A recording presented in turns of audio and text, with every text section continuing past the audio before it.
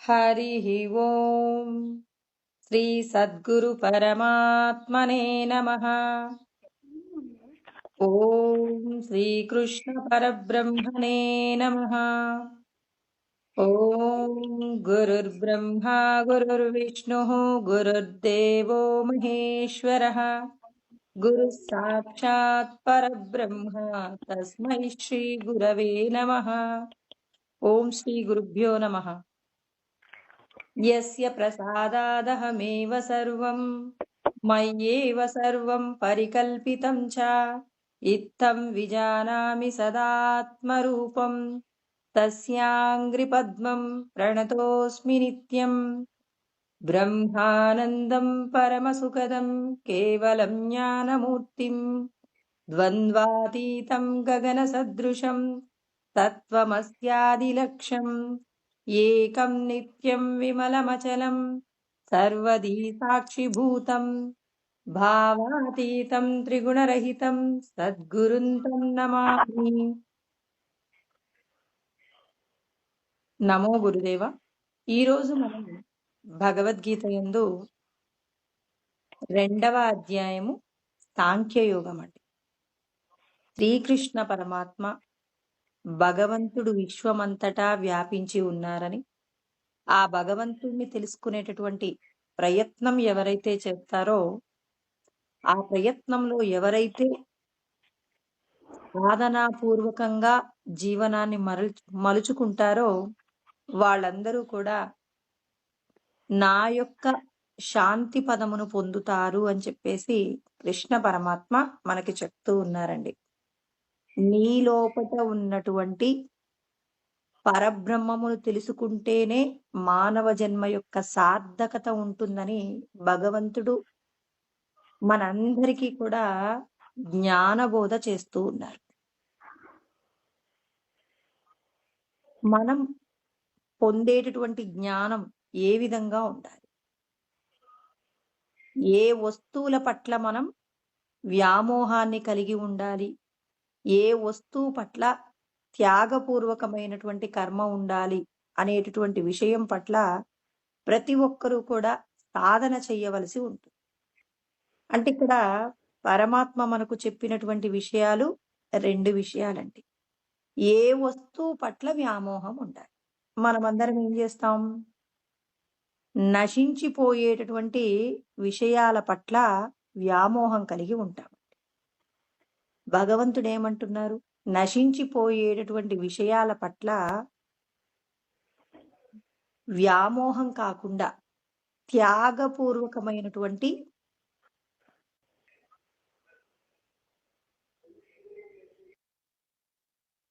కర్మ చెయ్యాలి అని భగవంతుడు మనకు చెప్తున్నారు. నీ లోపట ఉన్నటువంటి పరబ్రహ్మము నీకు దొరకాలి అంటే ఈ జగత్తంతా కూడా నశించిపోతుంది. కాబట్టి నశించిపోయేటటువంటి విషయాలు విడిచిపెట్టేటటువంటి ప్రయత్నం చేయాలి. భగవంతుడు ప్రతి ఒక్కరికి కూడా జ్ఞానబోధ చేస్తూ ఉన్నారు. ఎందుకు మీరు చేసేటటువంటి కర్మలలో త్యాగం ఎందుకు ఉండదు అంటే, నేను నాది అనేటటువంటి భావన మనందరిలో కూడా ఉంటుంది. కాబట్టి నేను బాగుండాలి, నా కుటుంబం బాగుండాలి అని చెప్పేసి మనం ప్రయత్నాలు చేస్తూ ఉంటామండి. నేను నాది అనేది ఏం కావాలి అంటే మనది అనేటటువంటి భావన పెంపొందాలి. నేను మాత్రమే బాగుండాలి అంటే నువ్వెవరిని ద్వేషిస్తున్నావు? నిన్ను నువ్వే ద్వేషిస్తున్నావనే సత్యం ఆత్మానుభూతిని పొందిన వారు తప్ప మిగిలిన వారు అనలేరండి. ఎందుకు అనలేరు అంటే, మరి మనమందరం మీరు పలానా కులము, మేము పలానా కులము, మీరు పలానా మతము, మేము గొప్పవాళ్ళము, మీరు తక్కువ వాళ్ళు, మాది ఉన్నత కులము, మీది నీచమైన కులము అని చెప్పేసి, మరి భగవంతుడు మనం పూర్వజన్మలలో చేసినటువంటి కర్మల ఫలితంగా భగవంతుడు మనకిచ్చినటువంటి ఏదైతే ఐశ్వర్యం ఉందో, అంటే అది సంపద కావచ్చు, కులం కావచ్చు, ఉద్యోగం కావచ్చు, అందం కావచ్చు, ఏదైనా అది మనం పూర్వజన్మల్లో చేసిన కర్మ. మనం సత్కర్మ చేసి ఉంటే ఇక్కడ ఉన్నతంగా ఉంటాం. పూర్వజన్మలలో ఏదైనా ఇతరులను ఇబ్బంది పెట్టేటటువంటి కర్మ చేసి ఉన్నామనుకోండి, ఆ కర్మ మనల్ని ఏం చేస్తుంది? ఇవాళ మనం కష్టపడేలాగా చేస్తుంది. అంటే సమాజంలో వ్యత్యాసాలు ఎందుకున్నాయి? మనం చేసినటువంటి కర్మలలో ఉన్నటువంటి దోషాలు, ఆ తర్వాత ఆ కర్మల్లో ఉన్నటువంటి ఏదైతే శ్రేష్టత ఉందో, శ్రేష్టత, దోషాలను బట్టి మన యొక్క జీవన విధానాలన్నీ ఉన్నాయి. వీటన్నింటినీ మరచిపోయి అందరి పట్ల కూడా సమత్వ భావన ఉండాలి అంటే, నీకు కావలసినటువంటి జ్ఞానం ఏంటి అంటే, నేను దేహము కాదు ఆత్మని అనేటటువంటి జ్ఞానము నీకుండాలి. ఆ భావనను మనసు పదే పదే తలుస్తూ ఉండాలి. బ్రహ్మ ఏకం ప్రవిచింత్యయాం అంటారు. అంటే ఒక్క బ్రహ్మమునే మీరు నిరంతరము కూడా చింతన చేస్తూ ఉండాలి. మరి ఈ చింతన చెయ్యాలి అంటే మనమందరము కూడా భగవంతుడు చెప్పేటటువంటి జ్ఞానాన్ని నిరంతరం తెలుసుకుంటూ సాధన చెయ్యాలి. ఇక్కడ 2 రకాల విషయాలుంటాయని శ్రీకృష్ణ పరమాత్మ మనకు తెలియచేస్తూ ఉన్నారు. ఏమన్నారిక్కడ? తాని సర్వాణి సంయమ్య యుక్త ఆసీత మత్పరః వశేహి యస్యేంద్రియాని తస్య ప్రజ్ఞా ప్రతిష్ఠిత. ఇక్కడే చెప్పేశారండి. అందుకే భగవద్గీతలో ఏ ఒక్క శ్లోకాన్ని విచారణ చేసినా, ఆ శ్లోకం ఆధారంగా మన జీవన విధానాన్ని మలుచుకున్నా, మనం భగవంతుణ్ణి పొందవచ్చు అంటారండి. అంటే మనం భగవంతుణ్ణి పొందడానికి ఇక్కడ ఈ శ్లోకంలో బాగా మనము విచారణ చేస్తే, వశేహి యస్యేంద్రియాని అంటే ఇంద్రియములను నిగ్రహించాలి అంటున్నారు. ఎన్ని ఇంద్రియాలను నిగ్రహించాలి? అన్ని ఇంద్రియాలను నిగ్రహించాలి. అంటే ఎలా చెప్తారు? ఇప్పుడు ఒక వ్యక్తి ఏదైనా ఒక విషయాన్ని చూస్తూ ఉన్నాడనుకోండి. అంటే కన్ను ద్వారా ఏదైనా ఒక విషయాన్ని చూస్తున్నప్పుడు, ఇక జీవుడు ఏం చేస్తాడు? మనస్సును ఆశ్రయించి కన్ను ద్వారా విషయాన్ని చూస్తున్నప్పుడు, ఆ విషయము ద్వారా పొందినటువంటి ఆనందాన్ని తన సొంతం చేసుకోవాలి అనుకున్నప్పుడు, మిగిలిన ఇంద్రియాలన్నింటినీ కూడా ఎలర్ట్ చేస్తాడు. కన్ను చూసింది పక్కింట్లో ఉన్న పుష్పాన్ని. వెంటనే ఇక్కడ మనసు ఏం చేసింది? ఆ పుష్పం తనకు కావాలి అని చెప్పేసి సంకల్పం చేసింది. బుద్ధి తనకున్న జ్ఞానాన్ని బట్టి వద్దు అంది. పక్కింట్లో వస్తువు మనకవసరం లేదు అంది. లేదు లేదు నాకు ఈ వస్తువు కావాలి, నేను ఖచ్చితంగా పొందాలి అన్నప్పుడు, ఇక్కడ మనకున్నటువంటి బుద్ధి యందు ఉన్న జ్ఞానము మనసుకు లొంగిపోయేలాగా ఉందనుకోండి. అప్పుడు బుద్ధి అంటుంది సరే అంటుంది. సరే అని ఎవరికి ఆజ్ఞాపిస్తుంది? చేతికి ఆజ్ఞాపిస్తుందండి. వాక్కు, పాణి, పాదము తర్వాత ఉపస్థాపాయు అని చెప్పేసి మనకు కర్మేంద్రియాలలో చేతిని ఆజ్ఞాపిస్తుందనమాట. కాళ్ళను, చేతులను. కాళ్ళను పక్కింటి వరకు వెళ్ళమని చెప్తుంది. అక్కడికి వెళ్ళిన తర్వాత చేతి ద్వారా అక్కడ ఉన్న వస్తువును అందుకోమని చెప్తుంది. అంతే కదండి!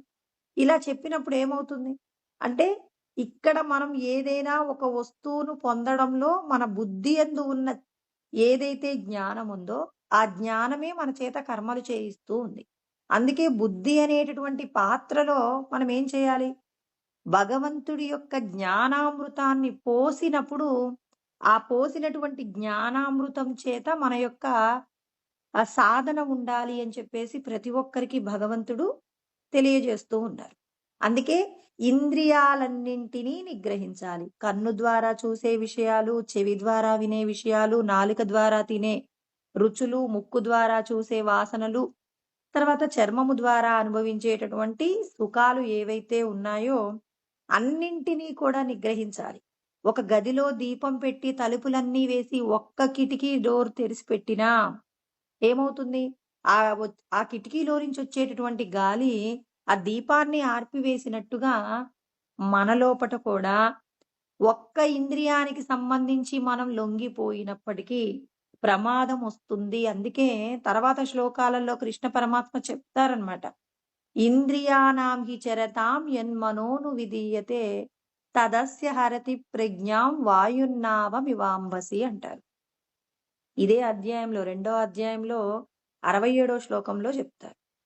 ఒక్క ఇంద్రియాన్ని మనం అనుసరించి అంటే అన్నింటినీ కంట్రోల్ చేశాం. ఒక్క కన్నును మాత్రమే కంట్రోల్ చేయలేదు. లేకపోతే ఒక్క చెవిని మాత్రమే కంట్రోల్ చేయలేదు. లేకపోతే ఒక ముక్కును మాత్రమే అంటే ముక్కు పీల్చేటటువంటి వాసనలను మనం కంట్రోల్ చేయలేకపోయామనుకోండి. ఇప్పుడు మనం దేనినైతే కంట్రోల్ చేయలేకపోయామో, నాలుకకు చెప్పాం తినకూడని పదార్థం తినకూడదని, చెవికి చెప్పాం వినకూడనిది వినకూడదని, కన్నుకు చెప్పాం చూడకూడనివి చూడకూడదని, స్పర్శకు చెప్పాం నువ్వు ఇలాంటి సుఖాలు అడగకూడదని. కానీ ముక్కు సహజంగానే మనకేమవుతుంది, ఉచ్ఛ్వాస నిశ్వాసాలు జరుగుతూ ఉంటాయి. మరి దీని ద్వారా పొందినటువంటి ఏదైతే ఒక సుఖానుభూతి ఉందో, వాసన ద్వారా మనం ప్రేరేపించబడ్డామో, ఆ ప్రేరేపించబడినటువంటి వాసన చేత మనం వెళ్ళిపోయామనుకోండి. ఇంద్రియాణం హి చరతాం యన్మనోను విధీయతే. తదస్య హరతి ప్రజ్ఞాం వాయుర్నావమివాంబసి. అంటే మరి దిశ లేనటువంటి పడవ ఎలా అయితే వాయువు ఎటుగా వీస్తే అటువైపు వెళ్ళిపోయి తను ఎటు వెళ్తున్నాననే దాని పట్ల నిగ్రహ శక్తి పోగొట్టుకున్నట్టు, మనం కూడా ఇంద్రియాలలో ఏ ఒక్క ఇంద్రియం పట్ల నిర్లక్ష్యంగా ఉన్నా మనం ఈశ్వరుడు చెప్పినటువంటి గొప్పదైనటువంటి బ్రహ్మానంద అనుభూతి పొందలేము. అంటే ఇక్కడ మనం ఏం చేయాలి? 5 ఇంద్రియాలను కూడా బాగుగా నిగ్రహించినప్పుడు మనం పరమాత్మ యొక్క స్థితి పొందుతాము అంటున్నారు. అందుకే తాని సర్వాణి సంయమ్య, అన్నింటినీ నిగ్రహించాలంటున్నారు. ఏ ఒక్క దాని పట్ల నిర్లక్ష్యంగా ఉన్నా ప్రమాదం జరుగుతుంది అని చెప్పి ఇక్కడ యుక్తః అనే మాట వాడారు. యుక్తః అంటే మనస్సు యొక్క నిగ్రహం గురించి మాట్లాడారండి. ఆసీత మత్పరః, మత్పరః నాయందు మీరు మనస్సును లగ్నం చేయండి అంటున్నారు. ఇక్కడ నాయందు అంటే శ్రీకృష్ణ పరమాత్మ నాయందు మీ యొక్క మనస్సును లగ్నం చేయండి అంటే ఆయన ఒక సాకార రూపంగా చెప్పలేదు. భగవద్గీతను మరి కృష్ణ ఉవాచ అని ఏమీ అనట్లేదండి. మనం ఏమంటాం? ఇక్కడ మనం మాట ఏంటి? శ్రీ భగవాను వాచ అంటాం. అంటే భగవత్ స్వరూపంగా జ్ఞానబోధ చేశారు. భగవంతుడు అంటే ఇక్కడ ఏమయ్యుంది? ఆత్మయే భగవత్ స్వరూపంగా మారి ఉందండి. మరి ఆత్మ అంతటా వ్యాపించి ఉంది అనేటటువంటి సత్యం తెలుసుకొని భగవంతుణ్ణి మనం ఏం చేయాలి? మన హృదయమునందు మనస్సును ఏం చేయాలి? మన హృదయమునందు ఉన్నటువంటి పరమాత్మను అనునిత్యము కూడా మనం స్మరణ చేస్తూ ఉండాలి.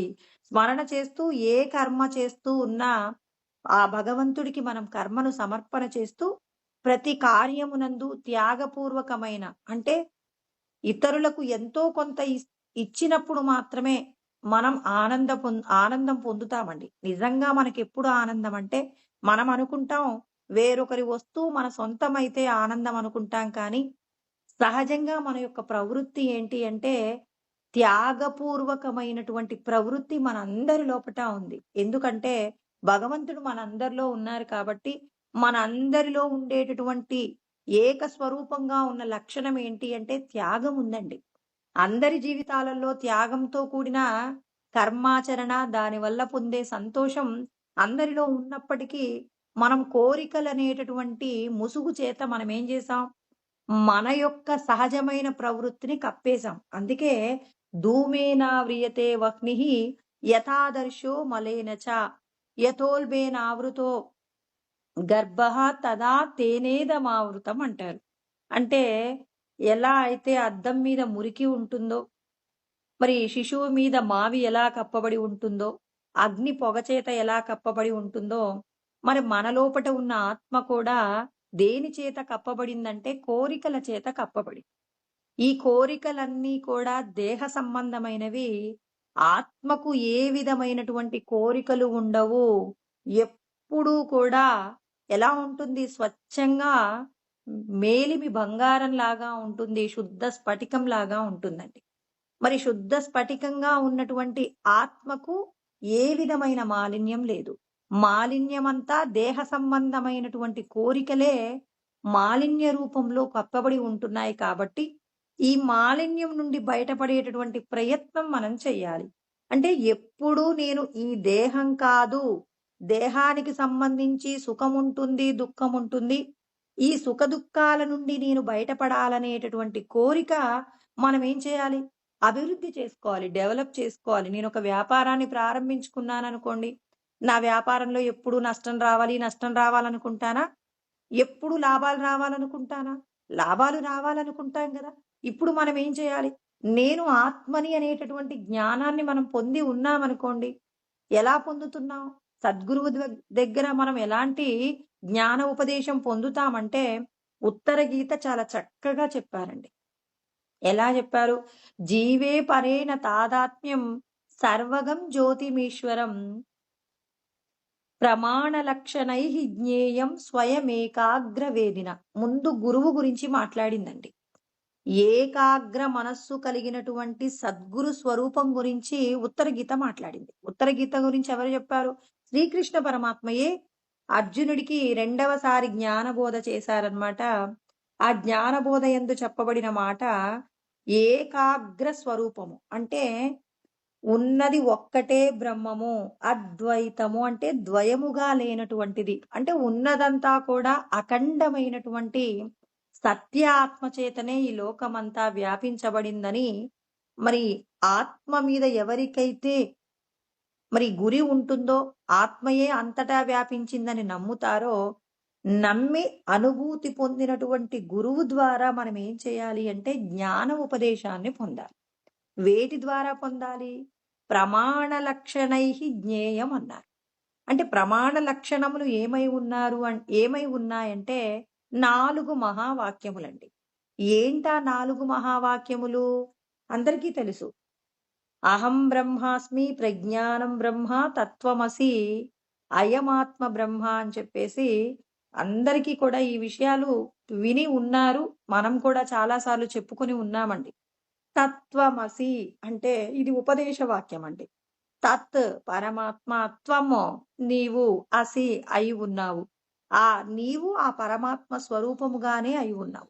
పరమాత్మయే నీవు, నీవే పరమాత్మ అనేటటువంటి ఆ భావనను మనకి సద్గురువు జ్ఞాన ఉపదేశం చేసి దానిని ఆధారంతో సహా మనకి నిరూపణ చేస్తారు. ఎలా నిరూపణ చేస్తారంటే జీవే పరేణ తాదాత్మ్యం సర్వగం జ్యోతిమీశ్వరం.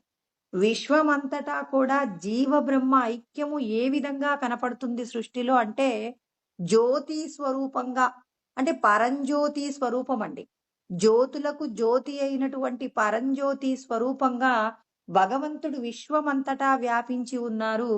భగవంతుడి యొక్క చైతన్యమే విశ్వమంతటా ఉంది. కానీ కంటికి కనపడుతున్నటువంటి 84 లక్షల రకాల ఉపాధులన్నీ కూడా దృశ్య సంబంధమైనవి, నశించిపోయేవి. నశించిపోయేటటువంటి వాటన్నింటి యందు శక్తి రూపంలో ఉన్నది ఆత్మయే. ఆ ఆత్మయే జ్యోతి స్వరూపంగా ఉంది అని చెప్పేసి శ్రీకృష్ణ పరమాత్మ ఉత్తర గీతలో మనకి జ్ఞాన ఉపదేశానికి సంబంధించినటువంటి జ్ఞానం బోధించారు. మన వాళ్ళు ఏమనుకుంటున్నారు? మరి ఇక్కడ మన లోపట ఉన్నటువంటి జ్యోతిని మనం దర్శనం చేస్తే ఇక దివ్యమైనటువంటి ఉపదేశం అయిపోయింది, నేను ఆత్మ సాక్షాత్కారం చేసేసాను అని చెప్పేసి మనం అనుకుంటున్నాం. అలా కాదండి. భగవంతుడు ఏమన్నారు? సర్వగం అని ఎందుకు పదం వాడారండి? కృష్ణ పరమాత్మ కేవలం మీ లోపటే ఉంది అని చెప్పేసి చెప్పడం కోసం అయితే సర్వగం అనే పదం వాడక్కర్లేదు. విశ్వమంతటా ఎల్లెడలా ఈశ్వరుడి యొక్క శక్తియే వ్యాపించబడి ఉందనే సత్యం మనందరికీ అర్థం కావడం కోసం అని చెప్పారు. ఇంకా భగవద్గీతలో చాలా చక్కగా చెప్పారు. అంటే యుద్ధం జరిగేటప్పుడు మరి అర్జునుడు సరిగా కృష్ణ పరమాత్మ చెప్పిన జ్ఞానాన్ని అందుకోలేదు అనటానికి ఉత్తర గీతను మళ్ళీ చెప్పమన్నాడు. అంటే ఆత్మకు సంబంధించిన జ్ఞానాన్ని బోధించండి నాకు అని చెప్పి అడగటం జరిగింది. కానీ భగవద్గీత యందే కృష్ణ పరమాత్మ సత్యాలన్నీ కూడా చెప్పేశారు. అందుకే అన్ని గ్రంథాలను విడిచిపెట్టి ప్రపంచ ప్రామాణికమైన గ్రంథము భగవద్గీత అయింది. 13వ అధ్యాయంలో మరి 33, 34 శ్లోకాలలో చెప్పారండి. యథా సర్వగతం సౌక్ష్మాత్ ఆకాశం నోపలిప్యతే సర్వత్రా అవస్థితో దేహే తదాత్మానం నోపలిప్యతే అన్నారు.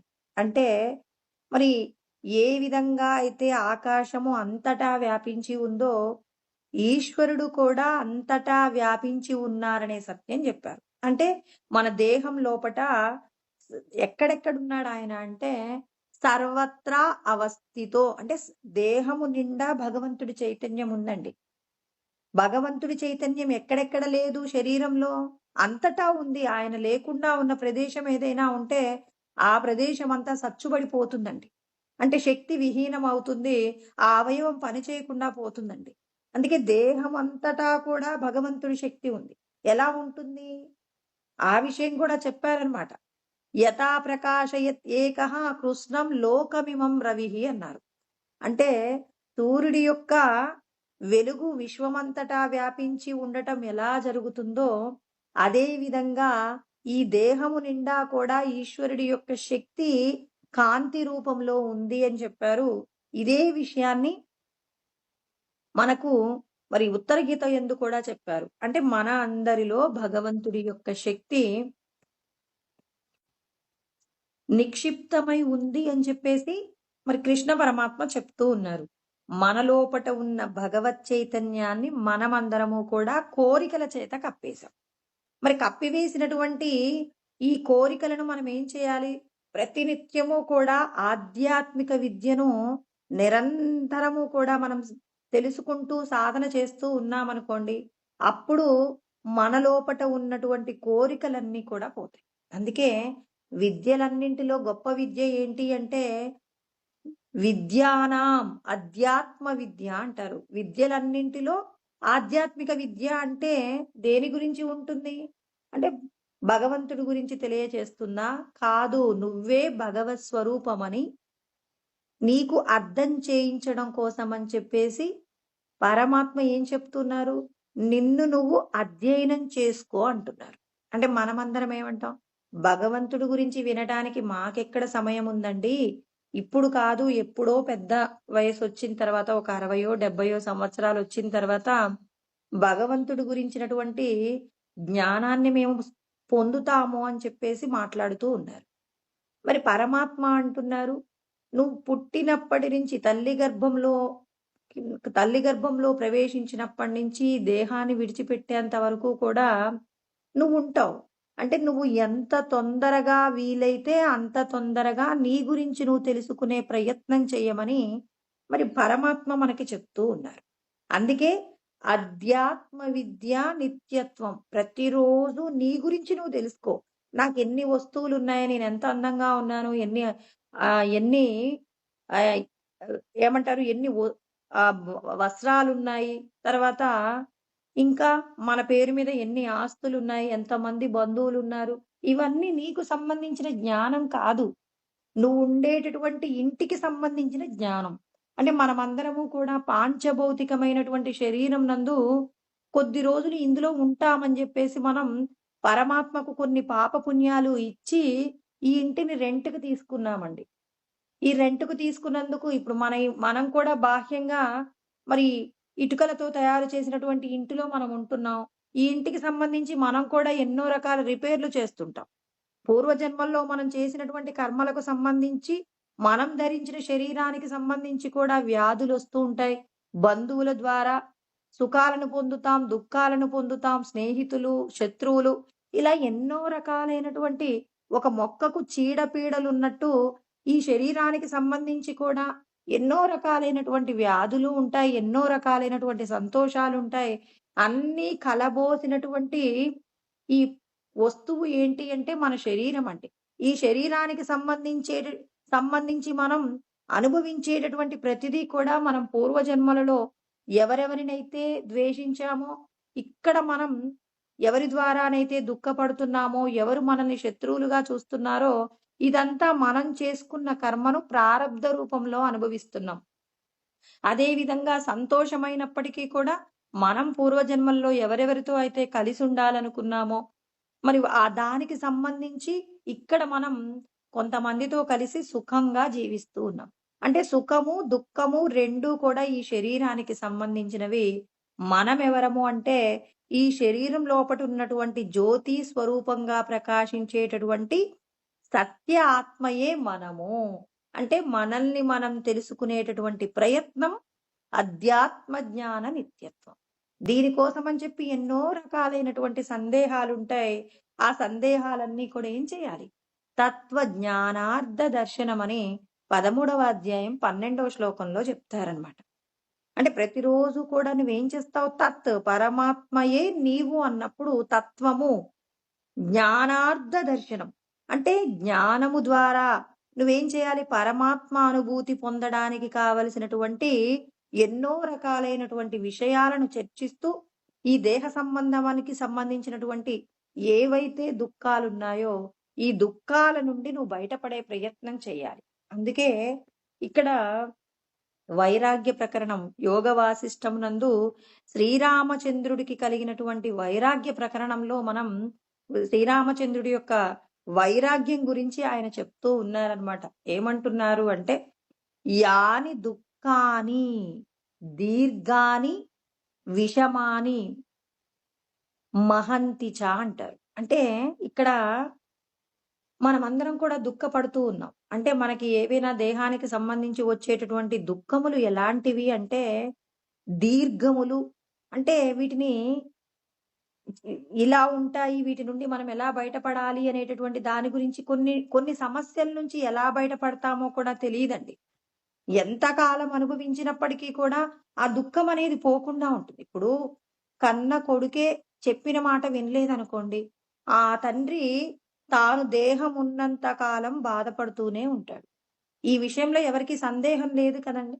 ఒక్కొక్కసారి కొడుకుకి తండ్రి దొరకకపోవచ్చు. కొడుకు ఎన్ని మంచి పనులు చేసినా తండ్రి మాత్రం ఎప్పుడూ మెచ్చుకోడు.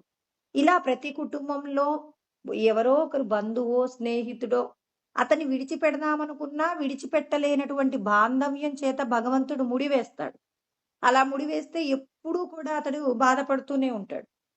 ఇంకా ఎవరైనా చిన్నప్పుడే ఆ పిల్లవాడంటే ప్రాణం అనుకోండి, ఓ 15 సంవత్సరాలు ఉన్నప్పుడే ఆ కొడుకు ఏదో ప్రమాదంలో చనిపోయాడనుకోండి, ఇక బ్రతికున్నంత కాలం ఆ పిల్లవాడి యొక్క అనుభవాలను, అతనితో కలిసినటువంటి ఆ స్మృతులన్నీ గుర్తుపెట్టుకుంటూ చివరి వరకు ఏడుస్తూనే ఉంటాడు. తనకెన్ని సుఖాలున్నా ఆ పిల్లవాడిని తలుచుకుంటూ ఏడుస్తుంటాడు. అంటే ఇవన్నీ దీర్ఘములు. చూడండి, ఒక్క మాటలోనే శ్రీరామచంద్రుడు మన యొక్క దుఃఖంలో ఉన్నటువంటి తీవ్రత గురించి చెప్పేస్తూ ఉన్నారండి. ఇంకా ఆయన ఏమంటున్నారు, వీటిని విషమాని దాటటానికి చాలా కష్టం, వీటిని దాటలేము. మహంతిచ చాలా గొప్పగా శక్తివంతంగా ఉంటాయి. మరి ఇవన్నీ వేటి వల్ల వచ్చాయి? అహంకారాత్ ప్రసూతాని అంటారు. అహంకారంలో నుంచి దుఃఖాలు పుట్టాయట. మనందరికీ అహంకారం ఉందా లేదా? ఖచ్చితంగా ఉందండి. ఎవరు కూడా అయ్యో నాకు అహంకారం లేదని ఎవరు అనకండి. ఎందుకు అంటే భగవంతుడు పాంచభౌతికమైన శరీరాన్ని ఇచ్చినట్టుగానే ఆ శరీరంలో మనస్సు, బుద్ధి ఉన్నట్టుగానే ప్రతి ఒక్కరికి భగవంతుడు ఏమిచ్చాడంటే అహంకారం కూడా ఇచ్చారు. మళ్ళీ అహంకారం ఉందా లేదా, శాస్త్రం అంగీకరిస్తుందా అంటే కృష్ణ పరమాత్మ భగవద్గీతలో 7వ అధ్యాయంలో 4వ శ్లోకంలో చెప్పారు. భూమిరాపో నలో వాయు కమ్మనో బుద్ధిరేవచ అహంకార ఇతీయం మే భిన్న ప్రకృతిరష్టద. అపరా ప్రకృతి అని చెప్పేసి ఇది జడమైనది. అంటే మన పాంచభౌతికమైన శరీరం, ఇందులో పరమాత్మ చైతన్యం బయటికి వెళ్ళిపోయిందనుకోండి, మన శరీరం శవంగా మారిపోతుంది కదా. మనస్సు కూడా జడమైనదేనట, బుద్ధి కూడా జడమైనదేనట, మనకున్న అహంకారం కూడా జడమైనది. ఎందుకండి మనకు అహంకారం వస్తుంది? ఏదో అందరికీ లేనటువంటి వస్తువులు మన దగ్గర ఉంటే అహంకారం, అందరికీ లేనటువంటి అందం మనకుంటే అహంకారం. అంటే ఇతరులకు లేనిది ఏదో ఒక ప్రత్యేకత మన లోపట ఉంటుంది. గొప్ప కులం కావచ్చు, ఏదో కావచ్చు. మరి దీని చేత మనం ఏం చేస్తున్నాం? అహంకరిస్తూ. మరి ఈ అహంకారంతో పుట్టినటువంటివే ఈ దుఃఖాలన్నీ కూడా. మరి ఈ దుఃఖాలు ఎలాంటివి అనంటే, మరి తాన్యగాత్ కదిరా, కదిర వృక్షంతో పోల్చారండి. అంటే కదిర చెట్టు పర్వతముల యందు కదిర చెట్లు ఎలా అయితే పుడతాయో అదే విధంగా ఈ దుఃఖములన్నీ కూడా అహంకారంలో నుంచే పుట్టాయి. కాబట్టి అంటే దుఃఖాలకు కారణం ఏంటో పరమాత్మ చెప్తున్నారు. అంటే శ్రీరామచంద్రుడు పరమాత్మ స్వరూపమే కండి.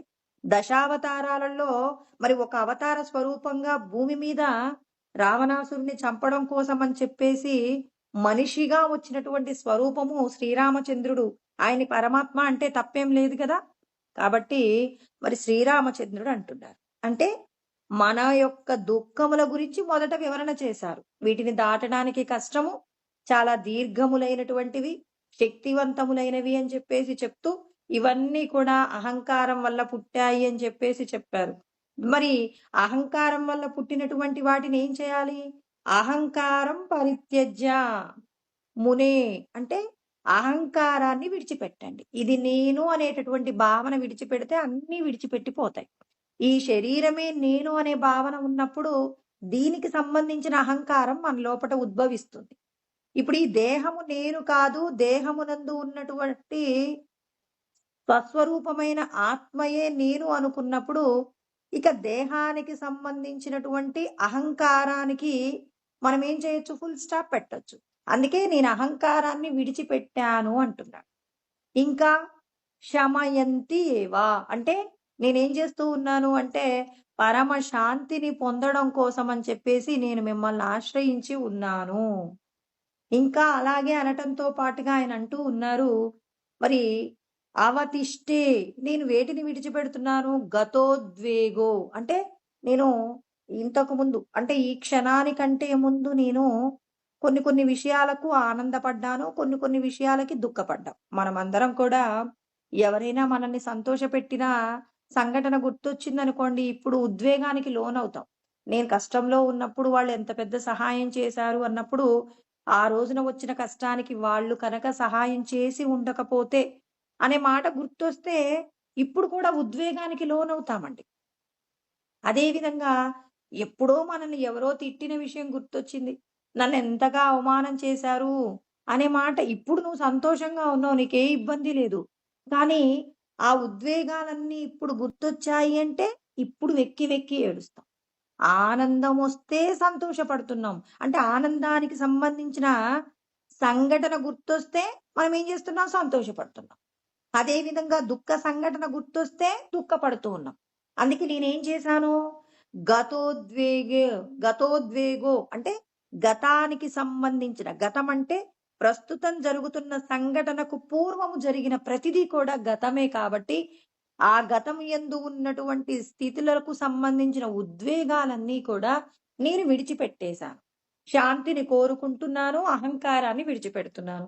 నేను రాజుని, తర్వాత నేను దశరథుడి యొక్క కొడుకుని, తర్వాత నేను పలానా అనేటటువంటి దాన్ని విడిచిపెట్టాను మహానుభావ. నేను ఈ శరీరంలో ఉన్నటువంటి స్వస్వరూపమైనటువంటి స్థితిలో ఉండాలనుకుంటున్నాను. అందుకే భోగౌగౌ భోగస్ఫురతః అంటే ఇవన్నీ కూడా ఎందుకున్నాయి అంటే, ఈ మనం ఏవైతే సుఖాలు, దుఃఖాలు ఎవరో తిట్టిన విషయం, ఎవరో పొగిడిన విషయం ఇవన్నీ కూడా ఎంతసేపు ఉంటాయి? క్షణభంగురమైనటువంటి భోగములు. అంటే మనము ఈ దేహంతో అనుభవించేటటువంటివి ఇది నాకుంటే సంతోషం అని చెప్పేసి అనుకుంటున్నప్పుడు దాన్నేమంటాం? భోగము అంటారు. మరి ఈ భోగములన్నీ కూడా ఎలాంటివి అంటే మరి క్షణభంగురమైనటువంటివి. క్షణం ఉండిపోయేటటువంటివి. వీటన్నింటినీ కూడా నేను విడిచిపెడుతున్నాను. క్షణభంగురమైనటువంటి సుఖాలన్నింటి నుండి కూడా నేను బయటపడాలనుకుంటున్నాను కాబట్టి, వీటన్నింటికి మూలమైనటువంటి అహంకారాన్ని నేను విడిచిపెడుతున్నాను. అందుకే పెద్దలేమంటారు? అహంకారం అనేటటువంటి సర్పము చావనిదే నీ లోపట ఉన్న సత్య ఆత్మను నువ్వు దర్శనం చెయ్యలేవని చెప్తారు. ఇక్కడ శ్రీరామచంద్రుడు కూడా అటువంటి జ్ఞానాన్ని తనకు కలిగినటువంటి వైరాగ్య స్వరూపంగా చెప్తున్నారు. నిజంగా ప్రతి వ్యక్తికి కలగవలసిన వైరాగ్యం అండి. ఎలాగైతే పిల్లులు ఎలుకలను పట్టడానికి ప్రయత్నం చేస్తున్నట్టుగా అంటే ప్రయత్నం చేసేటప్పుడు ఎంత తీవ్రమైనటువంటి స్థితిలో తన యొక్క కదలికలను ఉంచుకుంటుందో, మృత్యువు కూడా మన యొక్క ఆయువుని హరించడం కోసం నిరంతరం మనల్ని ఏం చేస్తుంది? కనిపెడుతూ ఉంది. ఏ క్షణంలో మనం ఉద్రేకానికి గురైనా మన యొక్క ఆయువుని తరిగింపచేస్తుంది. మనం అతిగా తిన్నా ఎక్కువ శ్వాసలు ఖర్చవుతాయి. అతిగా నిద్రపోయినా శ్వాసలు ఖర్చవుతాయి. మనం అతిగా కోప్పడినా అంటే చూడండి, కామము, క్రోధము ఇవన్నీ కూడా ఏమవుతున్నాయి?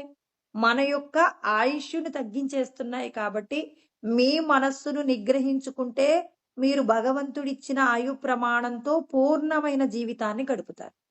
మీ యొక్క ఆయు ప్రమాణాన్ని పోగొట్టుకునేది ఎవరు? అంటే మీరే. మీ గురించినటువంటి సరైన అవగాహన లేకుండా మీరేం చేస్తున్నారు? దేహ సంబంధమైన విషయాల కోసమని ఉద్వేగాన్ని పొందుతున్నారు. ఈ ఉద్వేగము మీకెంతటి ప్రమాదాన్ని తీసుకొస్తుందంటే, మీరు పూర్ణమైనటువంటి సత్య ఆత్మ యొక్క అనుభూతి పొందకుండా మిమ్మల్ని అడ్డుకునేటటువంటి స్థితిలోకి మిమ్మల్ని తీసుకువెళ్తున్నది ఏమిటి అంటే, ఈ దేహమే నేను అనేటటువంటి అహంకార భావన కాబట్టి, ఈ అహంకారంలో నుంచి బయటపడేటటువంటి ప్రయత్నం చెయ్యాలి అని చెప్పేసి ఇక్కడ మనం శ్రీరామచంద్రుడి యొక్క వైరాగ్యం ద్వారా తెలుసుకోవచ్చు. అంటే మన లోపట కలుగుతున్నటువంటి ఏదైతే భోగముల పట్ల ఆసక్తి ఉందో, ఆ ఆసక్తిని గనక మనం పోగొట్టుకునే ప్రయత్నం చేశామనుకోండి, ఎప్పుడైతే ఆసక్తిని పోగొట్టుకుంటామో, అప్పుడు అహంకారానికి సంబంధించినటువంటి ప్రశ్న ఉండదనమాట. అహంకారంలో నుంచి ఎవరైతే బయటపడాలనుకుంటారో, బయటపడాలనుకున్న వాళ్ళందరూ ఈ దేహంతో అనుభవించే సుఖాలు గొప్పవా? దేహములో ఉన్నటువంటి పరమాత్మను పొందడానికి నేను చేసే కర్మలో ఇతరులకు శ్రేయస్సును కలిగించేటటువంటి పరోపకారమైనటువంటి కర్మలు గొప్పవా అని విచారణ చేసి, పరులకు ఉపకారం జరిగేటటువంటి కర్మలు చేసినప్పుడు మనం భగవత్ సాన్నిధ్యాన్ని పొందుతాం. భగవంతుడి యొక్క సాన్నిధ్యం పొందాలి అంటే మన దగ్గర ఉన్నటువంటి ఏకైక వస్తువు ఏమిటి అంటే త్యాగపూర్వకమైనటువంటి క్రియయే నిన్ను పరమాత్మ యొక్క సౌధానికి తీసుకువెళ్తుంది కాబట్టి తాని సర్వాణి సంయమ్య యుక్త ఆసీత మత్పరః. అంటే నాయందు మీ యొక్క మనస్సును లగ్నం చేసి మీరు సమస్త ఇంద్రియముల యొక్క నిగ్రహాన్ని కలిగి ఉండండి అని చెప్పారు.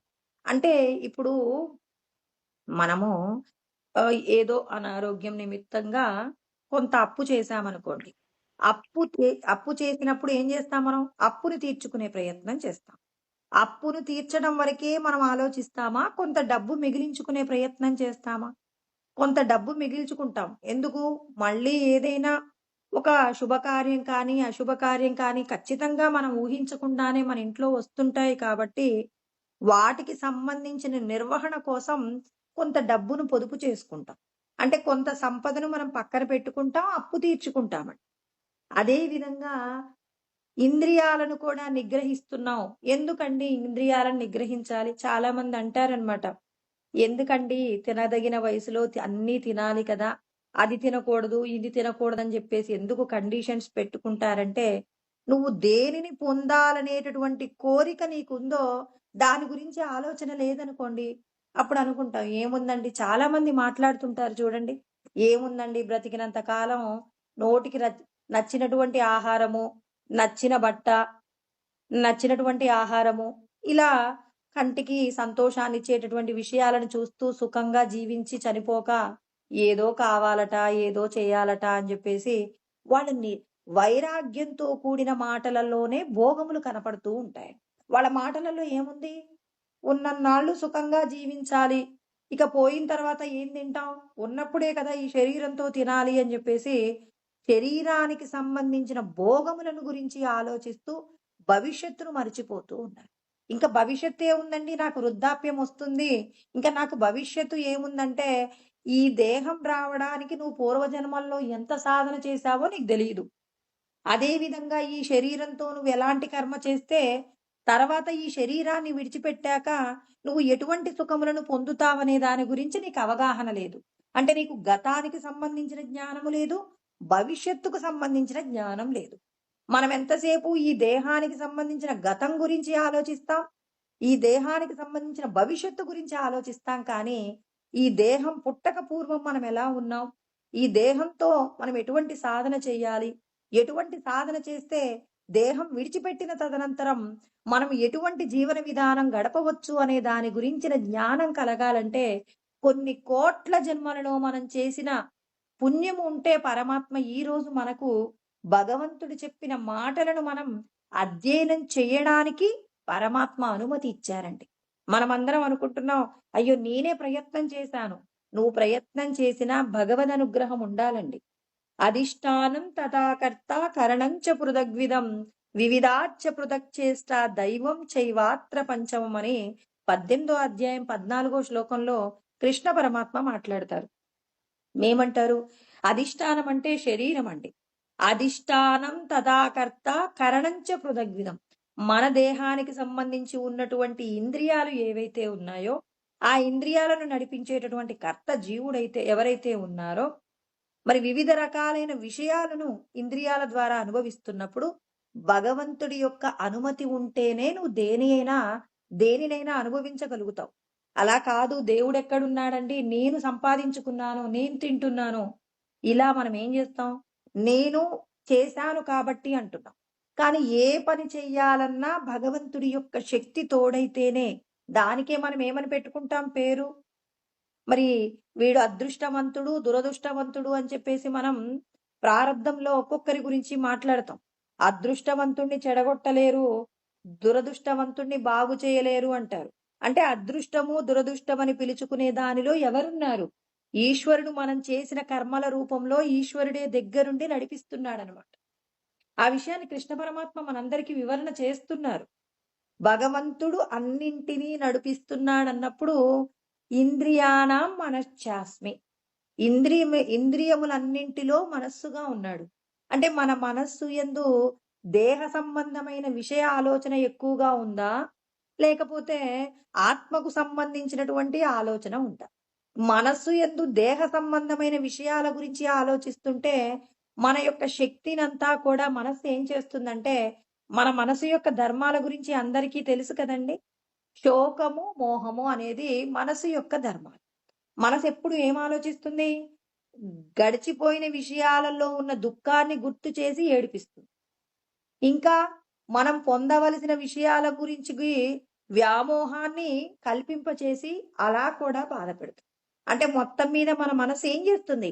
మన యొక్క శక్తిని హరింపచేసేటటువంటి ప్రయత్నంలో మనసు ఎప్పుడూ ఉంటుందండి. మరి ఇప్పుడు ఈ మనసుకు శక్తిని నింపటం ఎలా? అంటే ఎప్పుడు దేహ సంబంధమైన విషయాల గురించి ఆలోచించినప్పుడు మనసు ఏం చేస్తుందంటే ఎప్పుడూ కూడా ఆనందానుభూతి పొందడానికి ఆలోచిస్తుంది. ఎందుకంటే దీని పుట్టుక ఏంటంటే భగవంతుడి యొక్క అంశలో నుంచే పుట్టిందండి మనసు కూడా. చెప్పాడు కూడా పరమాత్మ.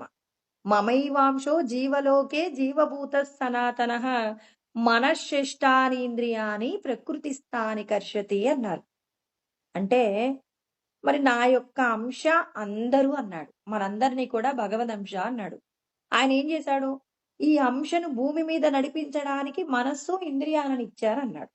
మరి ఇంద్రియాల కంటే కూడా గొప్పదైన స్థానం మనసుగా తానే ఉన్నానని కృష్ణ పరమాత్మ 10వ అధ్యాయంలో మనకు తెలియచేశారండి. ఎక్కడ అంటే 22వ శ్లోకంలో చెప్తారనమాట. 10వ అధ్యాయంలో 22వ శ్లోకంలో 3వ పాదంలో అంటారనమాట. అంటే ఇంద్రియానాం మనశ్చాస్మి అంటున్నారు. అంటే ఇంద్రియములన్నింటిలో కూడా మనస్సుగా నేనే ఉన్నాను అన్నాడు. అంటే మన మనసు యొక్క ధర్మాల నుండి మనం బయట పడేయొచ్చా? పడేయలేమా? ఖచ్చితంగా పడవేయవచ్చు. ఈ దేహము నువ్వు కాదు.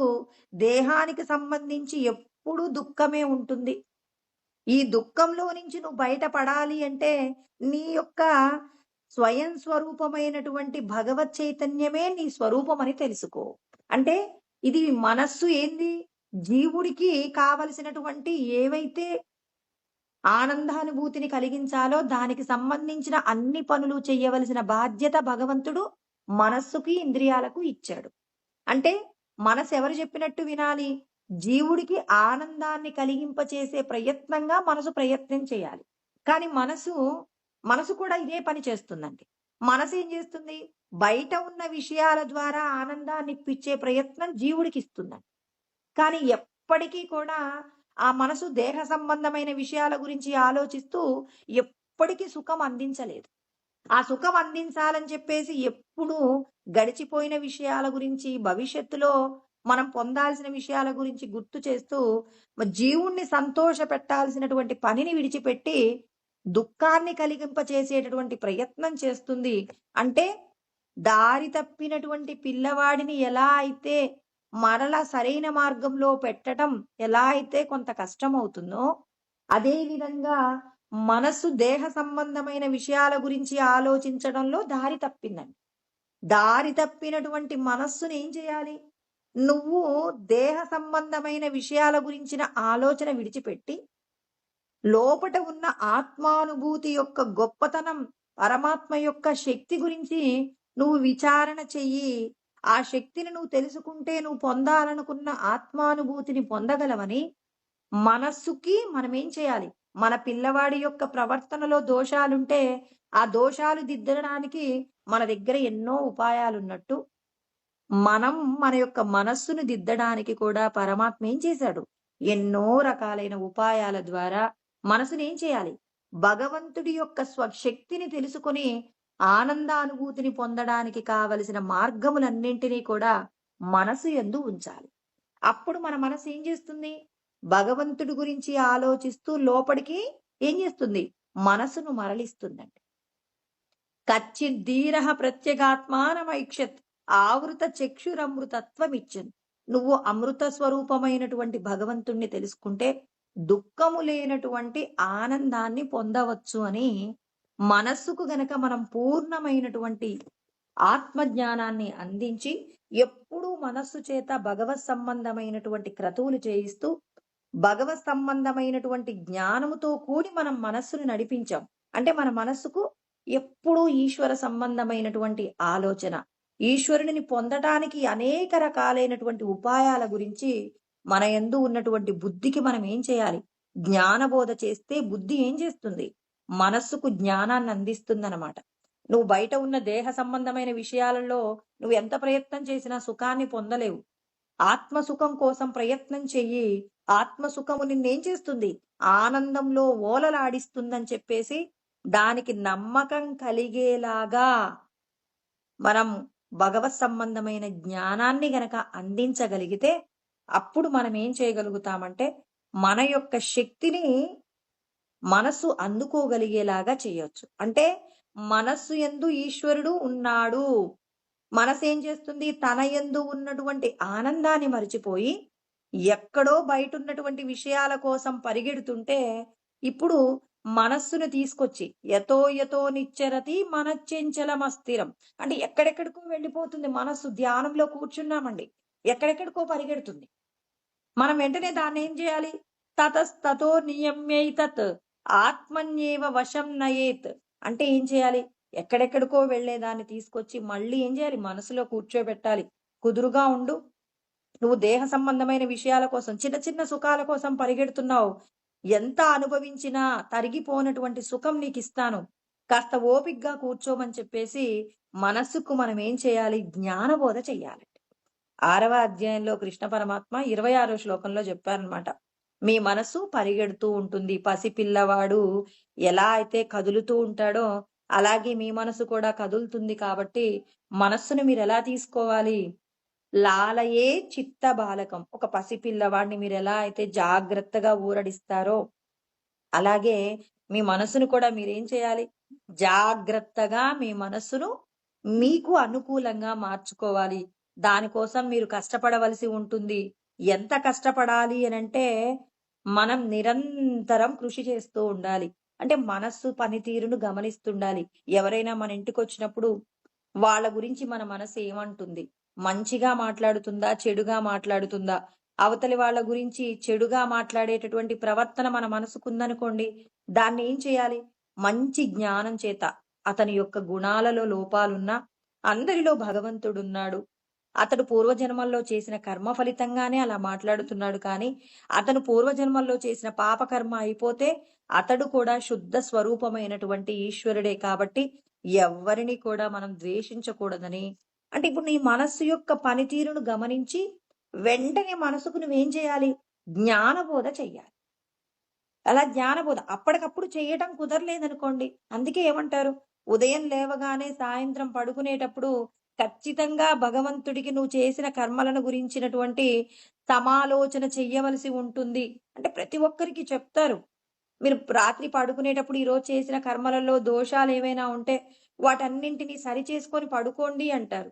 ఎందుకంటే ఇప్పుడు రాత్రి గనక సరి చేయకుండా పడుకున్నామనుకోండి, ఉదయం లేవగానే అదే విషయం గుర్తొస్తుంది. నిన్న పలానా వాళ్ళు నన్ను తిట్టారు గదా! లేకపోతే నిన్న పలానా వాళ్ళు నన్ను పొగిడారు కదా! అంటే పొగడ్తలు, తర్వాత మనల్ని నింద చేసిన విషయాలు అన్నింటినీ రాత్రికి రాత్రి ఏం చేయాలి? గతోద్వేగే అంటే అవతిష్టే గతోద్వేగే అంటే గతంలో జరిగిన ప్రతి దానిని కూడా విడిచిపెట్టేటటువంటి మనస్సుని మనం తయారు చేసుకోవాలి అని చెప్పి శ్రీరామచంద్రుడు చెప్పారు. కృష్ణ పరమాత్మ దానికి సంబంధించి ఎలా మన మనస్సును నిగ్రహించాలి. ప్రతి చిన్న విషయం అండి. ఈ విషయం చెప్పొచ్చు, ఈ విషయం చెప్పకూడదని లేదు. మనం మన పిల్లవాడికి ప్రతి విషయం గురించి చెప్తాం. కొన్ని కొన్ని విషయాలు దాటవేస్తామా? అలా దాటవేస్తే వాడికి ప్రమాదం వస్తుందని, వాడికి అవసరం లేకపోయినా ఈ విషయం గుర్తుపెట్టుకో. ఈ పలానా టైంలో ప్రమాదం వస్తే నువ్విలా చేయాలి, ఎలా చేయాలి అని చెప్పేసి మనం ఏం చేస్తాం? ఆ పిల్లవాడికి అన్ని విషయాలు చెప్పినట్టు, మన మనస్సును కూడా అందుకే పిల్లలు లేకపోతే మరి ఏమంటారు? పున్నామ నరకం నుంచి తల్లిదండ్రుల్ని దాటించలేరు అని చెప్పేసి ఇలాంటి కారణాలు ఎన్నెన్నో చెప్తారు. ఎందుకు చెప్తారంటే, నీ మనస్సును నువ్వు నిగ్రహించుకోవడం రావాలి అంటే, నీకు కూడా ఖచ్చితంగా సంతానం ఉండాలి. ఆ సంతానాన్ని నువ్వే పెంచుకోవాలి. పెంచుకోవడంలో వాళ్ళ యొక్క ప్రతి ఒక్క ఏమంటారు? వాడి ప్రతి విషయంలో వాడిని మనం గమనిస్తూ, వాడు ఎప్పుడు ఎలా ప్రవర్తిస్తాడు? వాడి కోపమొస్తే ఎలా ప్రవర్తిస్తాడు? సంతోషం కలిగితే ఎలా ప్రవర్తిస్తాడు? వాడికి ఏదైనా ఒక వస్తువు కావాలన్నప్పుడు ఎలా ప్రవర్తిస్తాడు? వాడికి ఏదైనా వద్దు అనుకున్నప్పుడు ఎలా ప్రవర్తిస్తాడు? ఇలా ప్రతిదీ గమనించామనుకోండి. అలా గమనించినప్పుడు వాడు ఎప్పుడైనా ఏడుస్తున్నప్పుడు వాడిని సరిదిద్దడం చాలా సులభం. కొద్దిసేపు వాడితో 2 మాటలు మాట్లాడితే వాడు దేనికి బాధపడుతున్నాడో, దేనికి సంతోషపడుతున్నాడో వాడు చెప్పకుండానే కనిపెట్టగలం. అందుకే పున్నామ నరకం నుండి తప్పించడం అంటే మన మనస్సును మనం నిగ్రహించనిదే మనం పరమాత్మను పొందలేము. ఎక్కడున్నాడాయన? మన లోపట ఉన్నటువంటి పరమాత్మను మనం పొందాలి అంటే ఖచ్చితంగా మనస్సు యొక్క నిగ్రహ శక్తి మనకు రావాలి. అందుకే సంతానం ఉండాలి అంటారనమాట. సంతానం ఉన్నప్పుడు మాత్రమే వాళ్ళను ప్రతి విషయంలో మనం వాళ్ళని చూడటంలో ఎంత జాగ్రత్తగా ఒక సత్పురుషుడిగా వాడిని మలచటానికి ఎన్ని విధాలుగా మనం ప్రయత్నం చేస్తామో, అదే విధంగా మన మనస్సును మనం నిగ్రహించుకోవడానికి కూడా శతవిధాలా మన మనస్సును మొదట పరిశీలన చెయ్యాలి. అందుకే మనకు శ్రీరామచంద్రుడు ఏమన్నారు? అవిచారం అనేటటువంటి మంచు కప్పబడి ఉంది. అజ్ఞానం అనేటటువంటి మాలిన్యం. ఈ శరీరమే నేననేటటువంటి అజ్ఞానం చేత మనం ఏం చేస్తూ ఉంటాం? మనం విచారణ లేకుండా ప్రవర్తించినప్పుడు విషయములనేటటువంటి చోరులు ఏం చేస్తుంటారు? వివేకమనే రత్నాన్ని దొంగిలిస్తూ ఉంటారు. వివేకమనే రత్నాన్ని దొంగిలించకుండా ఉండాలంటే ఏం చేయాలి? మనం ఖచ్చితంగా ప్రతి పని యందు మన మనస్సు ఎలా ఆలోచిస్తుందో విచారణ ద్వారా గమనించి, మరి నశించిపోయే విషయాలకు సంబంధించిన కోరిక నుండి దాన్ని బయటపడవేసే ప్రయత్నం చేస్తే అప్పుడు మన మనస్సు ఏం చేస్తుంది? లోపట ఉన్న పరమాత్మ యొక్క శక్తిని తెలుసుకోవడంలో ధ్యానమునందు చాలా స్థిరమైనటువంటి స్థితిలో కూర్చోగలుగుతుంది. అందుకే ఆయన అంటాడు, ఆత్మ సంస్థం మన కృత్వ నకించిదపి చింతయేత్.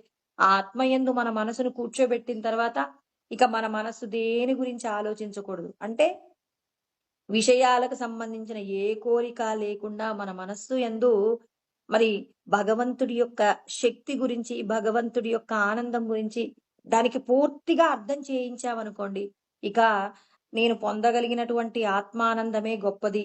దేహ సంబంధమైన విషయాలలో పెద్దగా ఆనందం ఏముందని అదేం చేయాలి? విరక్తి భావన చేత విడిచిపెట్టాలి. పిల్లవాడు ఒక వస్తువుని కావాలి, కావాలి అంటుంటే ఆ వస్తువు మీద కోరిక లేకుండా చేయడానికి మనం ఏం చేస్తాం?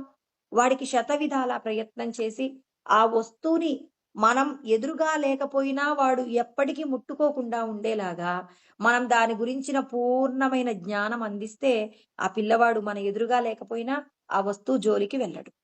అంటే మన తల్లిదండ్రులకు ఉన్నటువంటి జ్ఞానాన్ని బట్టి పిల్లవాడి యొక్క ప్రవర్తన ఉంటుందండి.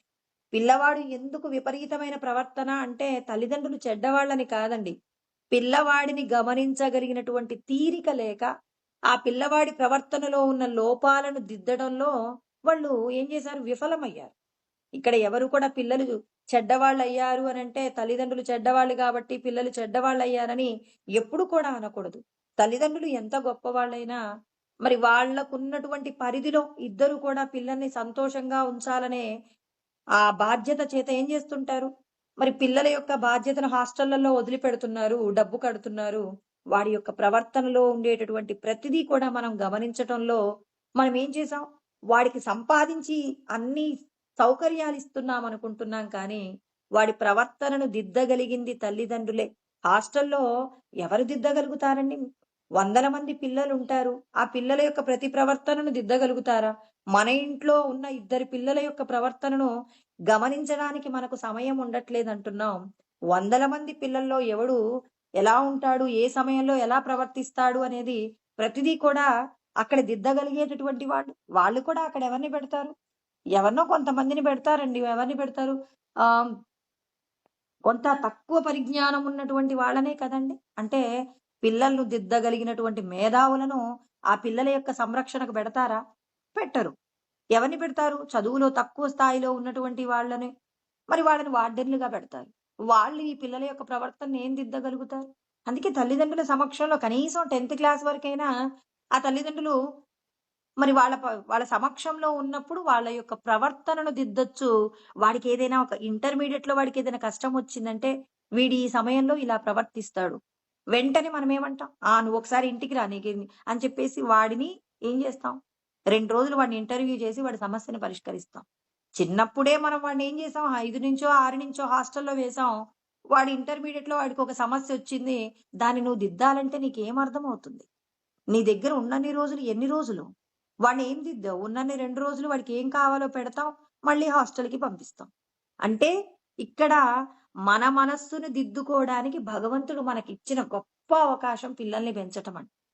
ఈ అవకాశాన్ని మనం పిల్లలకి అన్నీ కల్పించాలనేటటువంటి నెపంతో అంటే వాడికేం చేస్తున్నాం? మనకి మన తల్లిదండ్రులు ఏం చేశారు? దగ్గరుండి జ్ఞానాన్ని నేర్పించారు. నేర్పిస్తున్నట్టుగానే కూడా లేదండి. తల్లిదండ్రుల దగ్గరే పిల్లలున్నప్పుడు, తల్లిదండ్రుల్ని బట్టి పిల్లలేం జేస్తూ ఉన్నారు? వాళ్ళ యొక్క ప్రవర్తనను చూసి పిల్లలు తల్లిదండ్రుల నుంచి నేర్చుకుంటారు. కానీ మనం ఆ పిల్లలకి అలాంటి అవకాశం ఇవ్వట్లేదు. అవకాశం ఇవ్వట్లేదంటే వాడికి అన్నీ ఇవ్వడం కోసమే కదా! వాడికి అన్నీ ఇవ్వటానికే గదా మేం కష్టపడుతున్నామంటే, ఇప్పుడు పిల్లల్ని పెంచలేకపోవడం వల్ల మనం నష్టపోయేదేంటంటే, మన మనస్సును దిద్దుకోవడంలో వెనకబడతాం. మొదటిది. రెండవది పిల్లవాడి యొక్క ప్రవర్తనలో వచ్చేటటువంటి దోషాలను నివారించటంలో వెనకబడి అంటే ఇటు మన జీవితాలను మనం నాశనం చేసుకుంటున్నాం. పిల్లల యొక్క జీవితాలను కూడా నాశనం చేయడంలో మరి మన పాత్ర మనం పోషిస్తున్నాము అనటంలో ఏమాత్రము సంశయం లేదండి. అందుకే ఇక్కడ ప్రతి ఒక్కరికి సంతానం ఉండాలి, సంతానం ఉండాలి. సంతానం లేకపోతే మరి ఎన్నో రకాలైనటువంటి సమాజంలో కూడా గొడ్రాలు, గొడ్రాలు అని చెప్పేసి అంటారు. ఇలా ఎన్నో రకాల విషయాలు. ఎందుకున్నాయి? అంటే నీ మనసును నువ్వు దిద్దుకోలేవు.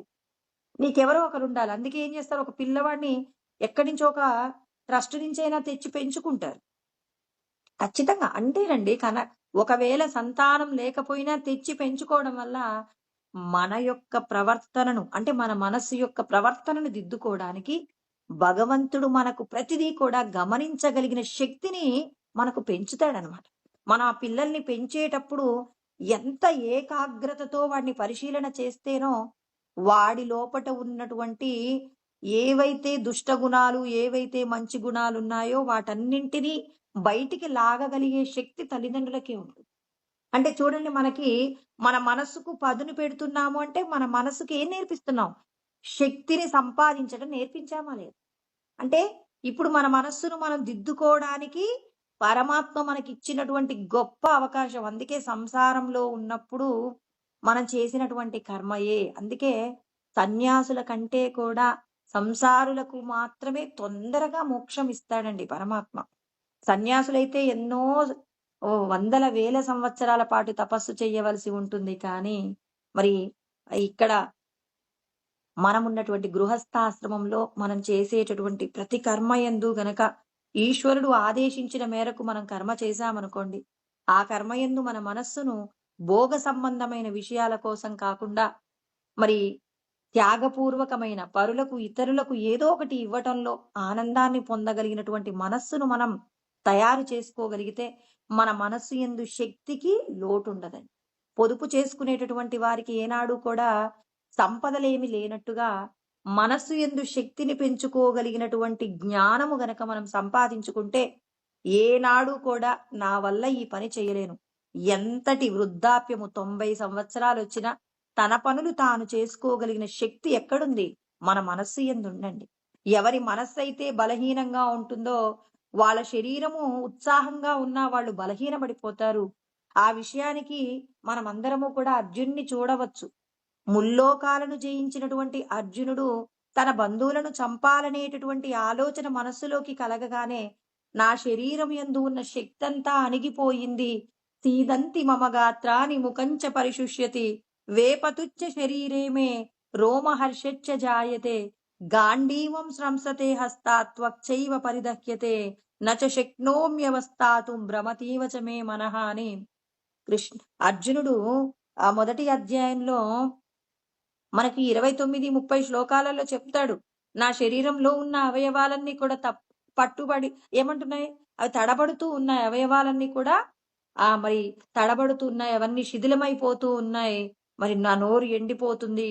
చేతుల మీద ఉన్నటువంటి రోమములు నిక్కపొడుచుకుంటూ ఉన్నాయి. నా శరీరం మీద ఉన్న వెంట్రుకలు నిక్కపొడుచుకుంటూ ఉన్నాయి.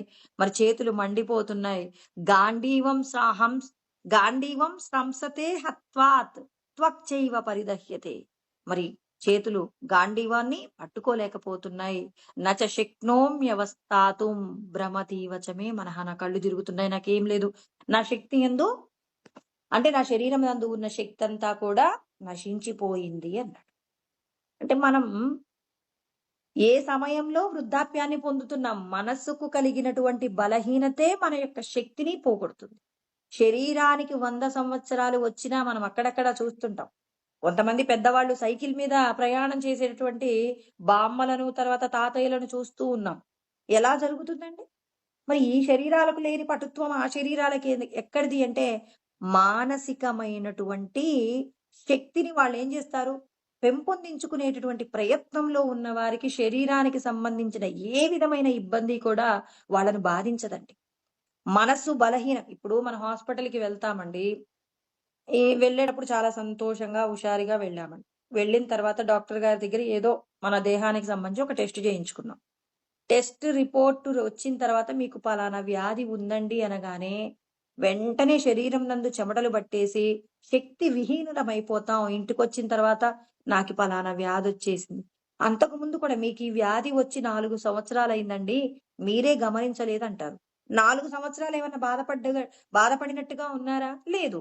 ఆ విషయం తెలిసిన వెంటనే ఏమైపోయారు? బలహీనమైపోయారు.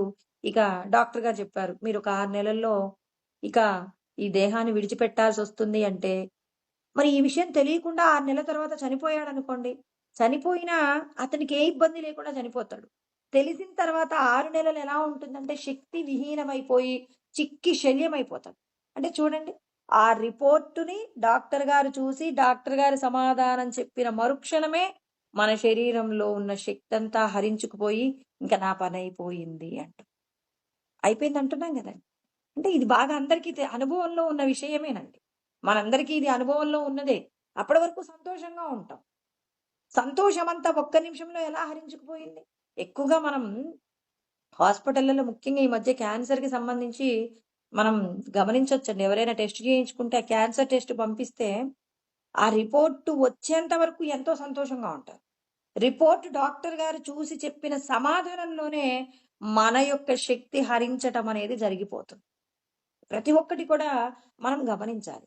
హాస్పిటల్కి వెళ్ళేంత వరకు తెలియదు మనకు జ్వరం వచ్చిందని. డాక్టర్ గారు చెప్పారు, మీకు ఇంత జ్వరం ఉంది, మీరేంటండి ఇలా హుషారుగా ఉన్నారంటే వెంటనే ఆ హుషారంతా పోయిందండి. అంతకుముందు కూడా ఉంది. పొద్దున్నుంచి లేచినప్పటి నుంచి కూడా కాస్త ఏదో మరి అస్వస్థత కనపడింది కానీ మరి శరీరంలో మాత్రం మరి అస్వస్థత ఉంది. మానసికంగా బానే ఉన్నాం. ఎప్పుడైతే మనసు బలహీన పడుతుందో శరీరం ఉత్సాహంగా ఉన్నా మరి మనసు యొక్క బలహీనత మనల్ని ఏం చేస్తుంది? ప్రమాదంలోకి నెడుతుంది. అందుకే భగవంతుడు ఏమంటున్నారు? నేను మీ మనసు యందు కూర్చున్నాను. ఎందుకు బెంగ?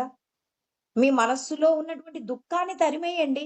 ఆ దుఃఖం ఒక్కటి తరిమేస్తే మీరు ఎప్పుడూ కూడా నాతో మీరు కలిసి ఉంటారు. అర్జునుడికి కృష్ణ పరమాత్మ జ్ఞానబోధ చేశారు. ఈ శరీరం నందు నేనే ఉన్నానయ్యా. నేనే ఉండి శత్రు సంహారం చేస్తూ ఉన్నాను. అధర్మ పరులందరినీ కూడా చంపేసి భూమి మీద ధర్మాన్ని నిలబెడుతున్నాను. నీ దేహమునందు ఉన్నది నేనే. ఇక్కడ అదే చెప్తున్నారు. సాకార రూపంలో కృష్ణుణ్ణి మనం పూజిస్తున్నాం అనుకోండి, ఆ కృష్ణుడు ఎక్కడున్నాడు? బయట ఉన్నాడు అనుకుంటే బయటే ఉంటాడు. ఆ కృష్ణుడే మన శరీరంలో ఉన్నారని ద్వైతము నుండి అద్వైతంలోకి రావాలి. ద్వైతం అంటే భగవంతుడు బయట ఉన్నాడు. అద్వైతంలోకి వచ్చినప్పుడు ఆ దేవుడు ఎక్కడున్నాడు? నీ లోపట ఉన్నాడు, నీ శరీరం లోపట ఉన్నాడు. అందుకే కదండి ద్రౌపదీదేవి, ప్రతిదీ కూడా మన దగ్గర సాక్ష్యం ఉంది. ద్రౌపదీదేవి వస్త్రాపహరణ సంఘటన జరుగుతున్నప్పుడు ద్వారకాధీశ అన్నప్పుడు రాలేదు, మరి హృదయేశ్వర అన్నప్పుడు వెంటనే వచ్చారు. తర్వాత ఒక సంఘటనలో అడుగుతుంది, ఏంటండి నేను ఎంత పిలిచినా రాలేదు. ఎందుకన్నయ్య గారు టైం తీసుకున్నారంటే, "నువ్వెక్కడో ద్వారకలో ఉన్నావని పిలిచావు. ద్వారక నుంచి రావాలంటే నాకు కొంత టైం పడుతుంది. హృదయేశ్వర అంటే నా హృదయంలోనే ఉన్నారని మీరు పిలిచారనుకో, వెంటనే వచ్చేసాను." అంటే మనకి సాక్ష్యం ఉన్నప్పుడు కూడా ఎందుకండి మనం నమ్మలేము. ఒక సంఘటనలాగా తీసుకుంటాం. ఆనాడు ద్రౌపది దేవికి ఇలా జరిగింది అని చెప్పేసి తీసుకున్నాం కానీ, ఆ పరమాత్మ మన యొక్క హృదయంలోనే ఉన్నారు అని కృష్ణ పరమాత్మ ఎన్ని శ్లోకాలలో చెప్పారండి? అహమాత్మా గుడాకేశ సర్వభూతాశయ స్థిత. అందరిలో రహస్యంగా నేను అందరి యొక్క హృదయాలలో ఉన్నానని, ఇంకా ఎవరైనా మళ్ళీ అందరిలో ఎక్కడో ఉన్నాడు గుడాకేశ అంటే రహస్యంగా ఉన్నానన్నారని ఎక్కడైనా తడబడతారేమోనని, ఈశ్వర సర్వభూతానాం హృద్దేశేర్జున తిష్టతి. ఈశ్వర స్వరూపంగా నేను మీ హృదయంలోనే ఉన్నాను. మీరు చేసే ప్రతి దానిని గమనిస్తున్నాను. ఈశ్వర స్వరూపంగా ఉన్నానన్నారు.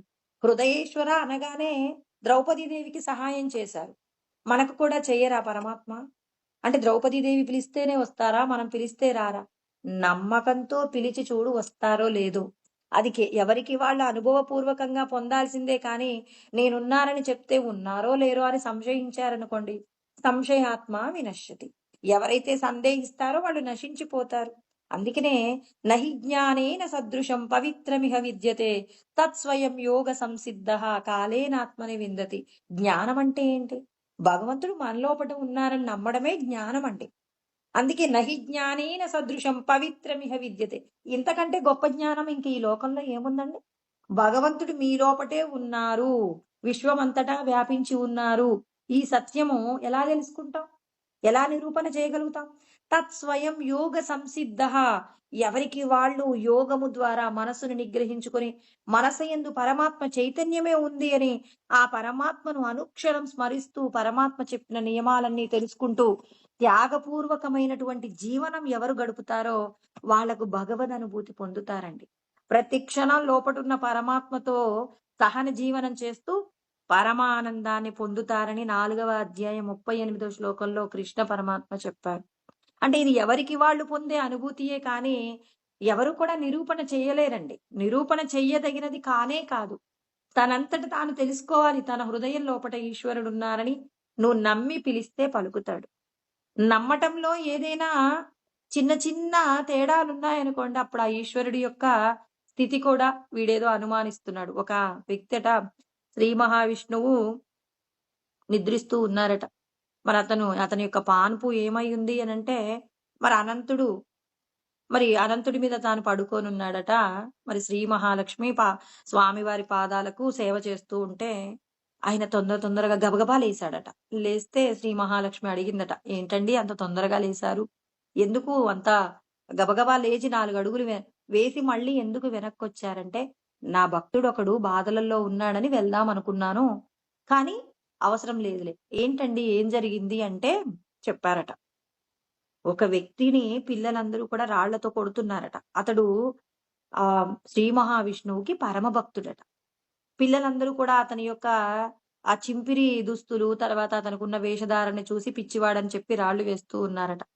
అప్పుడు ఆ భక్తుడిని కాపాడదామని చెప్పేసి నేను లేశాను లక్ష్మి, కానీ మరి ఏం వెళ్ళలేదే అన్నాడు. అనగానే ఏమీ లేదు, వెంటనే ఆయన కూడా అక్కడ ఉన్నటువంటి రాళ్లలో ఒక రాయి తీసుకొని విసిరేశాడు. అలా విసిరివేయకుంటే నేనే వెళ్లి వాణ్ణి కాపాడి ఉండేవాణ్ణి.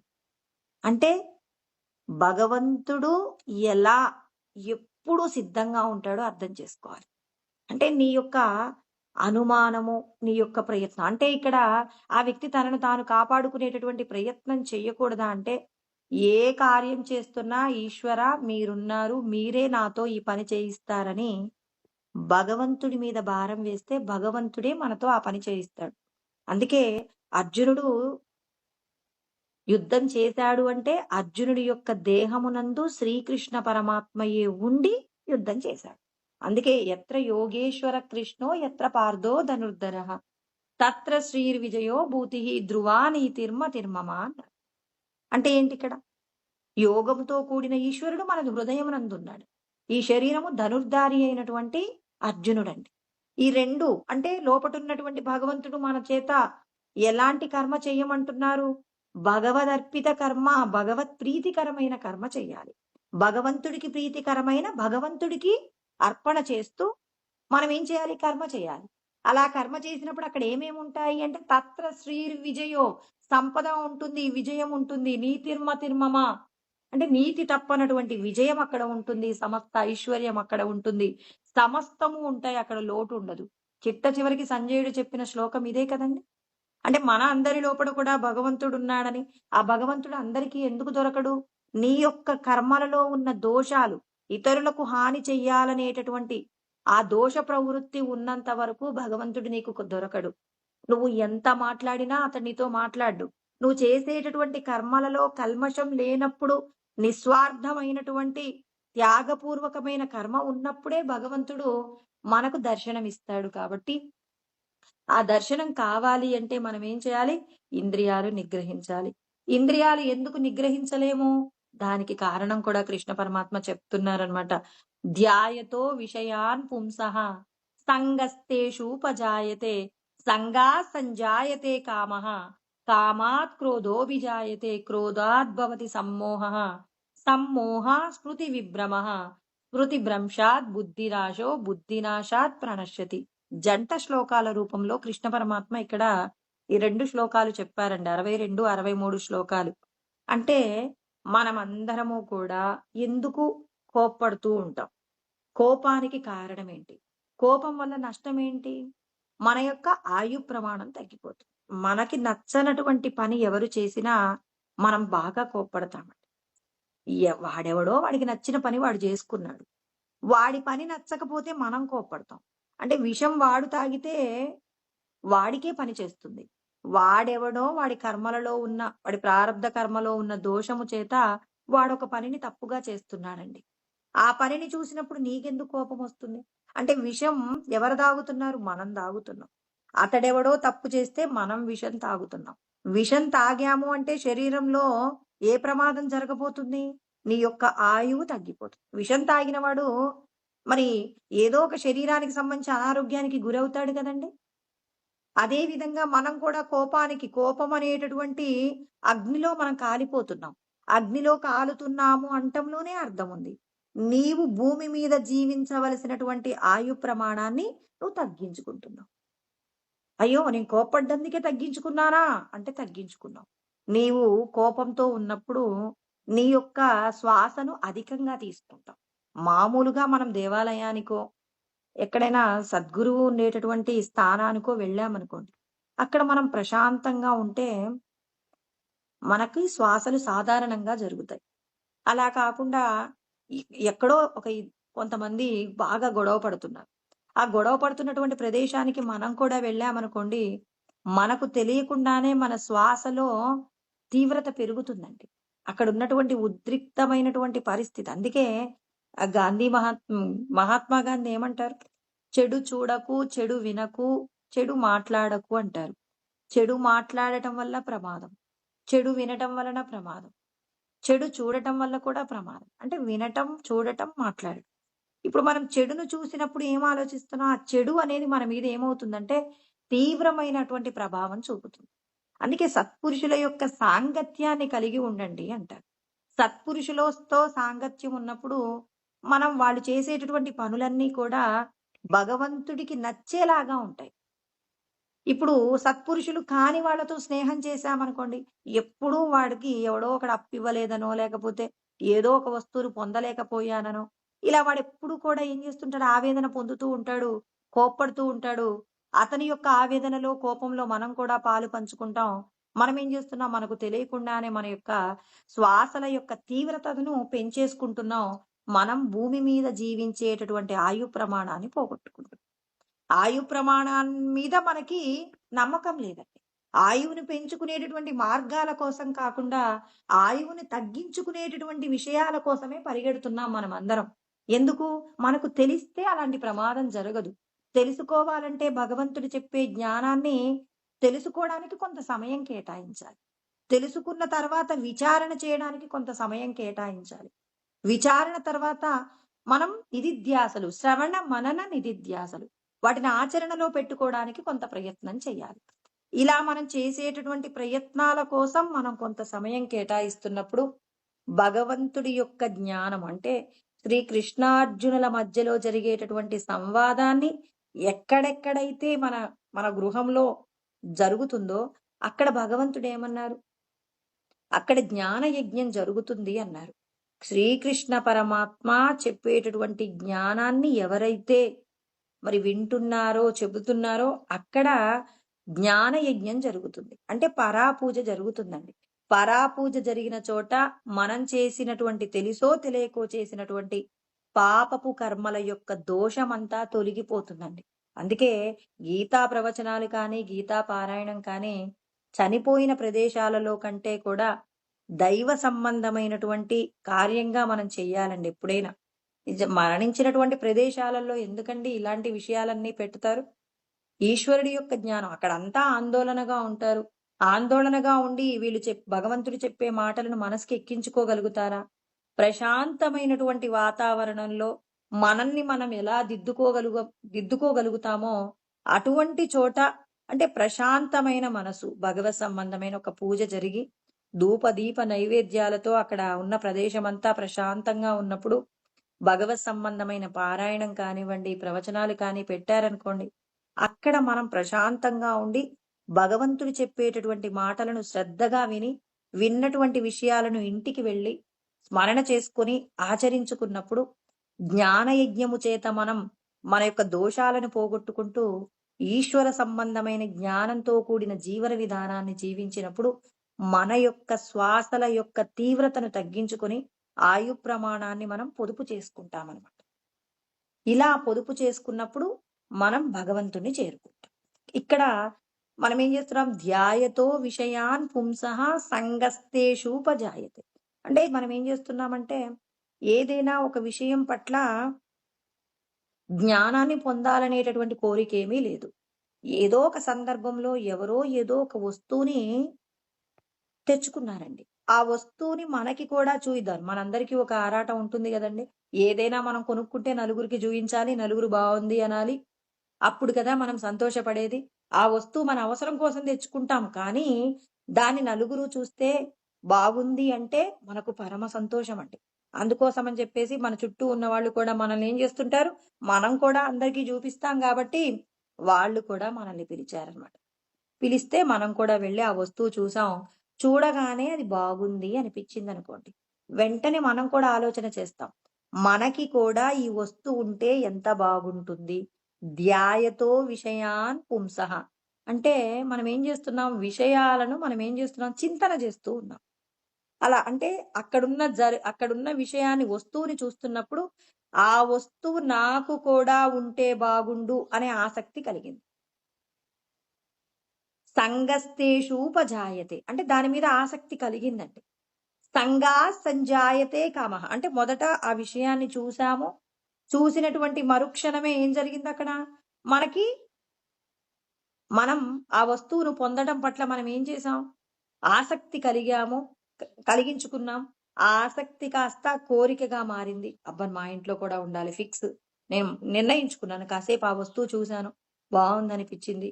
అది చూడగానే ఇది నా దగ్గర ఉంటే బావుండనుకున్నాను. వెంటనే నేను దాన్ని కోరికగా మార్చుకున్నానన్నమాట. ఇప్పుడు ఆ కోరికను నేను తీర్చుకోవాలండి. ఎవరో పక్కింటి వాళ్ళు ఏం చేశారు? ఓ బంగారు ఆభరణం కొనుక్కున్నారు. అది నేను కూడా చూశాను. చాలా బాగా అనిపించింది. అది నా ఇంట్లో ఉంటే బావుండనుకున్నాను. ఇప్పుడు నేను ఆసక్తిని పొందాను. కోరికను కూడా తయారు చేసుకున్నాను. కాబట్టి మరి ఈ కోరికని వెంటనే ఏం చేస్తాం? ఇంట్లో వాళ్ళని అడుగుతామనమాట. అడిగితే నాకు ఈ వస్తువు కావాలి అంటున్నాం. నాకు ఈ వస్తువు కావాలి అనంటే వాళ్ళన్నారు ఇప్పుడు కుదరదు. బంగారం రేటు 1,50,000 ఉంది. కుదరదని చెప్పేసి అన్నారు. వెంటనే ఏమొచ్చింది? కోపమొచ్చింది. ఎందుకు కోపమొచ్చింది? అసలు ఆ వస్తువు నీకు అవసరమా? ఆ వస్తువును వాళ్ళు పక్కింట్లో వాళ్ళు తెచ్చుకున్నారని వాళ్ళేదో సంతోషం కోసం చూసి బాగుంది అని చెప్పమంటే, దానిని మనం కూడా కావాలి అని కోరుకోవడంతో, మనం ఆ కోరిక తీరనందుకు ఇప్పుడేం చేస్తున్నాం? కోపాన్ని కలిగి ఉండి, ఆ కోపంలో ఏం మాట్లాడతామో కూడా తెలియదండి. కామాత్ క్రోధోభిజాయతే క్రోధాత్ భవతి సమ్మోహః. ఇప్పుడు కోపం ఎక్కువైంది. వాళ్ళు ఈ వస్తువు వద్దన్నారు. ఒక మాట మాట్లాడుతున్నారు. అవతలి వాళ్ళు 2 మాట్లాడుతున్నారు. మనం 4 మాట్లాడుతున్నాం. ఇప్పుడు ఏమైంది? మనకి అవివేకం వచ్చిందండి. ఇక్కడ ఏమైంది? సమ్మోహః అంటే వివేకాన్ని కోల్పోయాం. ఇక నువ్వేం మాట్లాడుతున్నావనే దాని మీద నీ పరిధి దాటిపోయింది. క్రోధాద్భవతి సమ్మోహః, సమ్మోహా స్మృతి విభ్రమః అంటే మరుపు కూడా వచ్చింది. అసలు నీకెంతమంది పిల్లలున్నారు? నీ కుటుంబం ఏంటి? నువ్వేంటి? నువ్వసలు ఇలాంటి కోరికను కోరుకోవచ్చా? మనకు తెలుసండి మన కుటుంబం యొక్క ఆర్థిక పరిస్థితి ఏంటి? ఆ వస్తువు కొనుక్కోగలమా? కొనుక్కోలేమా? ఇవన్నీ ఆలోచన ఉండదు. ఆ క్షణంలో ఉండదు. గొడవ పడుతున్నప్పుడు ఉండదండి. ఆ ఆలోచన మర్చిపోతాం. మన చుట్టూ ఎవరున్నారు? మన ఇంట్లో బంధువులున్నారు. ఆ బంధువుల ముందు ఈ కోరిక కోరొచ్చా? కోరకూడదా? ఇప్పుడు మేమిద్దరం గొడవ పడితే ఆ చుట్టూ ఉన్నవాళ్ళు ఏమైనా అనుకుంటారేమో! ఇదంతా ఉండదట. మరుపొచ్చేస్తదట. చుట్టూ ఎవరైనా ఉండని. ఉంటే ఉండని ఏమవుతుంది? నాకు కావాల్సిన వస్తువు మీరివ్వాల్సిందే అని జెప్పి, ఇప్పుడు మనం అనకూడనటువంటి మాటలు మాట్లాడతామట. అంటే ఎందుకొచ్చిందిది? నీకు మరుపు కలిగింది. నాకీ వస్తువు ఇస్తానంటేనే నేను సంతోషంగా ఉంటాను. అంతే ఇంకా. ఇంక మిగిలిందేమీ లేదు. ఇప్పుడు ఆ వస్తువు ఉండడం వల్ల నీకు ఏదైనా అదనపు ప్రయోజనం ఉందా? దాని గురించి ఆలోచిస్తారా అంటే, అప్పటికప్పుడు కలిగినటువంటి కోరికలను తీర్చుకోవడంలో మన మనసు ఉద్వేగాన్ని పొందినప్పుడు, మరి మనకి మరుపొచ్చేస్తుందట. నువ్వెవరు అనే సత్యం మర్చిపోతాం. అందుకే భగవంతుడేమంటాడు? అధ్యాత్మ జ్ఞాన నిత్యత్వం. ఎప్పుడు నేను ఆత్మ స్వరూపమే అని గుర్తుందనుకోండి. అసలు నేను దేని గురించి మాట్లాడుతున్నాను? ఎందుకు నాకీ కోపం?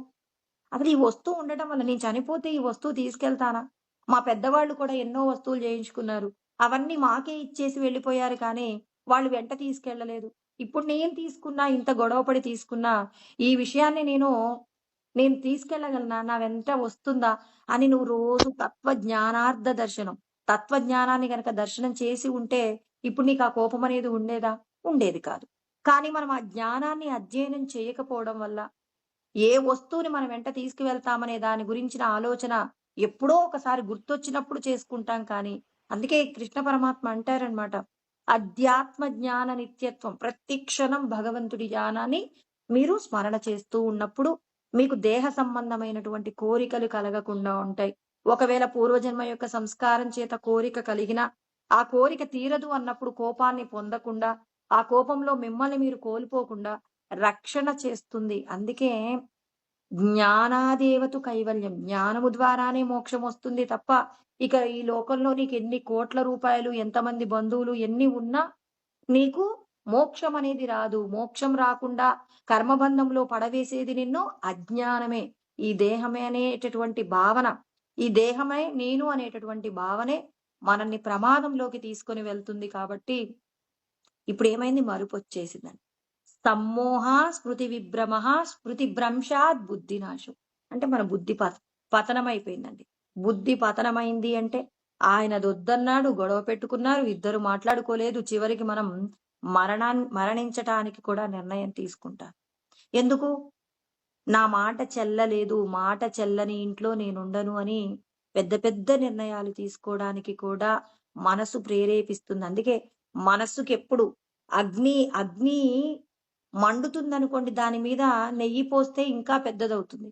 నీళ్లు పోస్తే ఏమవుతుంది? ఖచ్చితంగా అది చల్లారుతుంది. అంటే ఇప్పుడు మన లోపట ఎప్పుడు కూడా అగ్ని రగులుతుందండి. కోరికలనే అగ్ని రగులుతున్నప్పుడు దాని మీద ఆధ్యాత్మికమైన జ్ఞానము నువ్వు ఆత్మవనేటటువంటి నీరు పోస్తూ ఉన్నావనుకోండి, ఏమవుతుంది? ఆ నీటి ద్వారా మనసు చల్లబడుతుంది. నెయ్యి నెయ్యి వేసామనుకోండి, సమాజంలో నేనింత గొప్పగా ఉండాలనేటటువంటి పక్కన ఎవరో అన్నారు. "నువ్వు కాపోతే ఎవరే చేయించుకునేది వస్తువులు? నీకు చేయించడా మీ వారు?" అని జెప్పేసి ఎవరైనా ఒక చిన్న మాట అన్నారనుకోండి, ఇక నీ యొక్క కోపానికి హద్దులుండకుండా పోతుంది. కాబట్టి ఆధ్యాత్మికమైన జ్ఞానాన్ని ఎవరో పక్కవాళ్ళు ఇస్తారనుకోవద్దు. నీ అంతట నువ్వే భగవంతుడి జ్ఞానాన్ని పరిశీలన చేస్తూ, విచారణ చేస్తూ ఉన్నప్పుడు నీకు కలిగినటువంటి కోరికను నువ్వు ఆదిలోనే తుంచడానికి, అసలు ఒక వస్తువును చూసినప్పుడే దీనివల్ల నాకేంటి ప్రయోజనం? నేను కావాలి అనుకున్నా, వద్దు అనుకున్నా ఈశ్వరుడు నాకెప్పుడు ఏది కావాలో అవన్నీ ఇచ్చేస్తాడు. దానికోసం నేనెందుకు తపన పడాలి, తాపత్రయపడాలి? ఈశ్వరుడు ఎవరికి ఎప్పుడు ఏది ఇవ్వాలో ఆయనిస్తాడు. అన్నీ ఆయనకు తెలుసని లోపటున్నాయన మీద ఆధారపడి, ఆయన మీద భారం వేసి, ఎప్పుడూ భగవత్ సంబంధమైన జ్ఞానంతో కూడి మనం ప్రవర్తిస్తున్నామనుకోండి, ఇప్పుడు మనకు కలిగిన కోరికలు కోపంగా మారి, మనల్ని ప్రమాదంలోకి ముంచకుండా ఉంటాయి కాబట్టి, భగవంతుడి యొక్క జ్ఞానము తప్ప, ఆధ్యాత్మికమైన జ్ఞానము, నేను ఆత్మనే అనేటటువంటి జ్ఞానము తప్ప మనల్ని రక్షించగలిగిన వస్తువు ఈ లోకంలో ఏదీ లేదు అని చెప్పేసి కృష్ణ పరమాత్మ మనందరికీ జ్ఞానబోధ చేస్తూ ఉన్నారండి. ఈ జ్ఞానబోధ ద్వారా ఎవరైతే తమకున్న కోరికలు శాశ్వతమైన వస్తువుల కోసం కోరుకోవాలే తప్ప నశించిపోయే విషయాల కోసం ఎవరు కూడా కోరుకోకూడదని భగవంతుడు మనందరి కోసం ఇటువంటి జ్ఞానాన్ని అందిస్తూ ఉన్నారు. మనం చేసేటటువంటి కర్మలలో ఉన్న దోషాన్ని పోగొట్టుకోవాలి అంటే ఈ ఇంద్రియాల చేత మనం అనుభవించేటటువంటి విషయాలు ఎలా ప్రవర్తిస్తే మనల్ని ఇబ్బంది పెట్టకుండా ఉంటాయో మరి తర్వాత శ్లోకంలో వివరణ చేస్తున్నారు. ఇప్పుడు కోపం వల్ల కలిగే ప్రమాదం గురించి మాట్లాడారు. మరి ఈ కోపము ఇంద్రియాలన్నింటినీ కూడా, అంటే కోపానికి కారణం ఇంద్రియాల యొక్క నిగ్రహం లేకపోవడమే. ఇంద్రియ నిగ్రహం ఉన్నప్పుడు నువ్వు సాధించబోయేటటువంటి గొప్పదైనటువంటి అనుభూతి ఎలా ఉంటుందో తర్వాత శ్లోకంలో చెప్పబోతున్నారండి. అది రేపు తెలుసుకుందాము. ఓం సహనావతు సహనౌ భునక్తు సహ వీర్యం కరవావహై తేజస్వినావధీతమస్తు మా విద్విషావహై. ఓం శాంతి శాంతి శాంతి. ఓం ఆప్యాయంతు మమాంగాని వాక్ ప్రాణచక్షుః శ్రోత్రమతో బలమింద్రియాణి చ సర్వాణి సర్వం బ్రహ్మోపనిషదమ్మ అహం బ్రహ్మ నిరాకుర్యామ్మ మా బ్రహ్మ నిరాకరణోద నిరాకరణమస్త్వ నిరాకరణం మే అస్తు తదాత్మని నిరతేయా ఉపనిషత్సు ధర్మాస్తే మయి సంతు తే మయి సంతు. ఓం శాంతి శాంతి శాంతి. హరి ఓం. స్వస్తి.